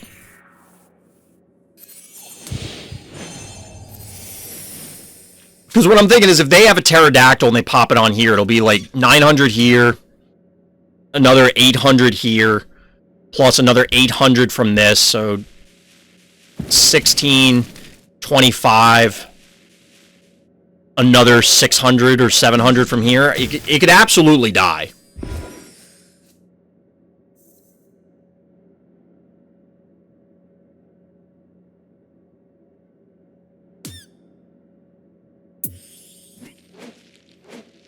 There's the pterodactyl.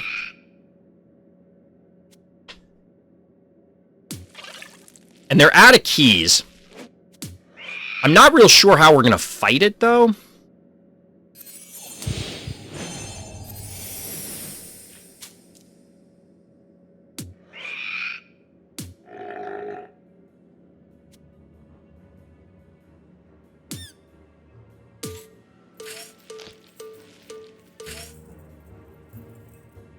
So if they yoink it, it's probably dead, honestly.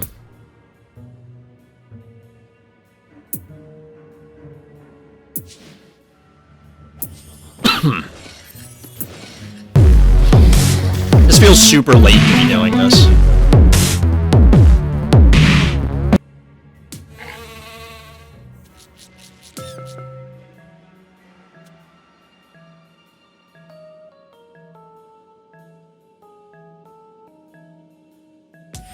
I don't really like the Gravedigger plan, to be honest. Hey, I missed the Prime sub. Thank you. Much appreciated. Had Penny Vodka today in honor of the tier list? Nice. You love to see it. You love to see it. Thank you for the Prime sub. Welcome back to the lunatic circus that is Random's Thoughts. And for the pasta contribution. You love to see that, too. Honestly, I haven't had... Because since the diabetes, I've tried to avoid pasta. It's just very carb-heavy, obviously. And carbs are not real great for diabetics, generally. It depends. It depends. But, you know, I have to ration it. So, I haven't had it in a long time. I need to, like... I miss pasta, but... It's tough. So, can we punish this? Probably not. Too many things are out of position. That's 5, 10, 1,400 maybe.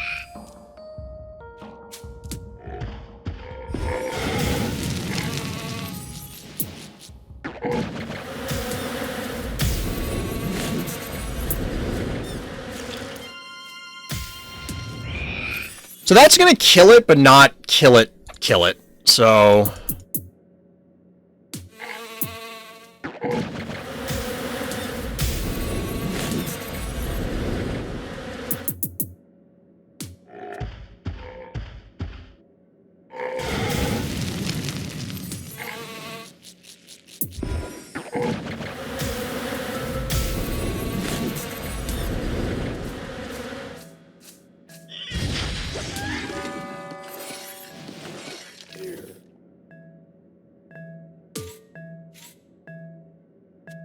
We could hypothetically still lose this thing, but they're going to have to do some weird positioning in order to make that happen.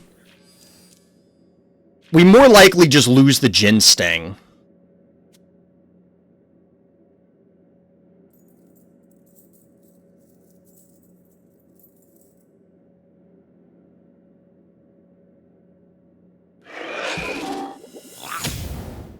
Or we just lose the Murder Wing.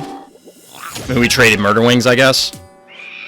It lets this heal, though, which is kind of a big deal, but since it's in range, it's going to die unless they do something to eliminate our damage or they pull this back. Like, this is not what you want to do. Love the Barzilla, though. Man, it's a little gaseous. A little gaseous.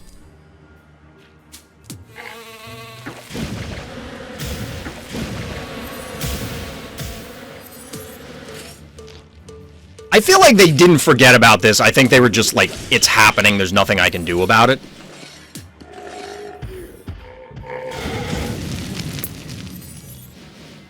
Do we go Muffin, or do we go,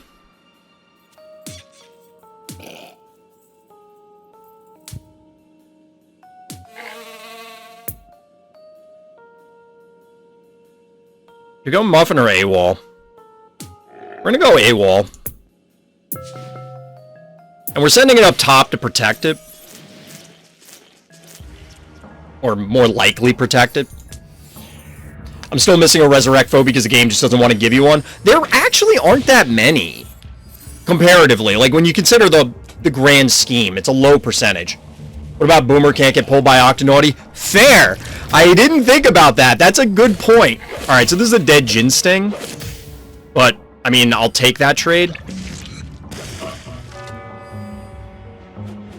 We have the panic point advantage. We have a enormous life advantage. I'm just going for the heart. I mean, we could try and kill Octonaughty, actually.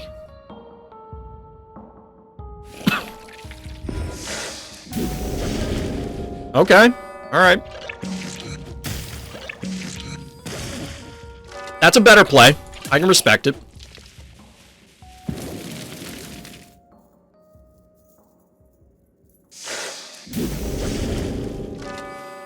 That works too.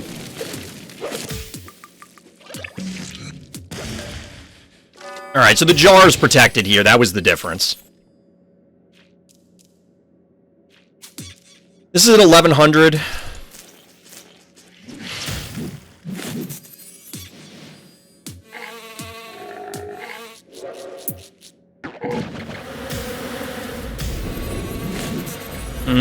We can't quite kill the jar. A little annoying, but we'll get rid of Stabby.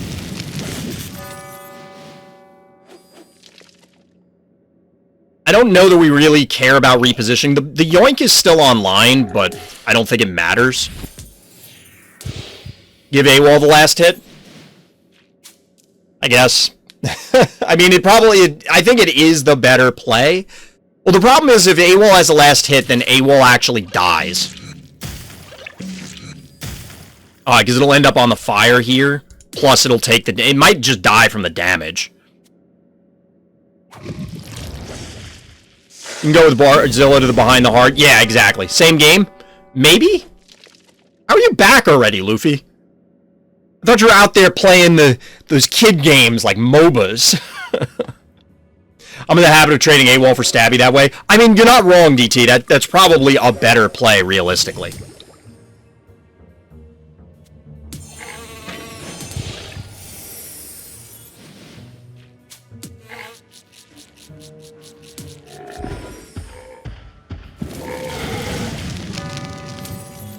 Could also have gone hard here. I don't think it matters. You're not killing both of these. Even with Barzilla on the lava. Honestly, I like the AWOL into Stabby play.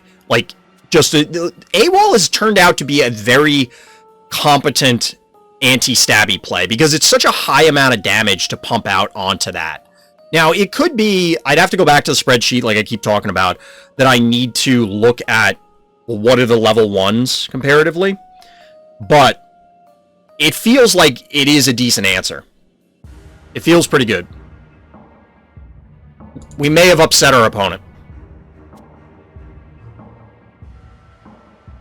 I think we got him, chat. I think we got him.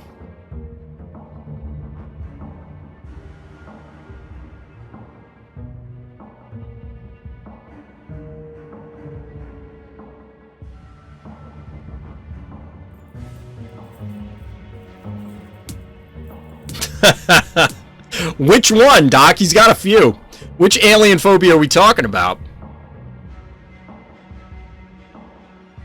We may have tilted our opponent. We may have got him, chat. We may have got him.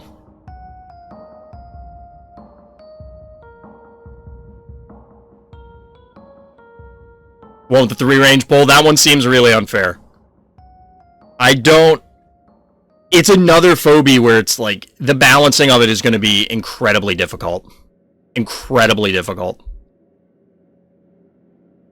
It feels as though it's a phobie that's always going to be in a position of either being hyper busted or useless. Which I'm not a fan of.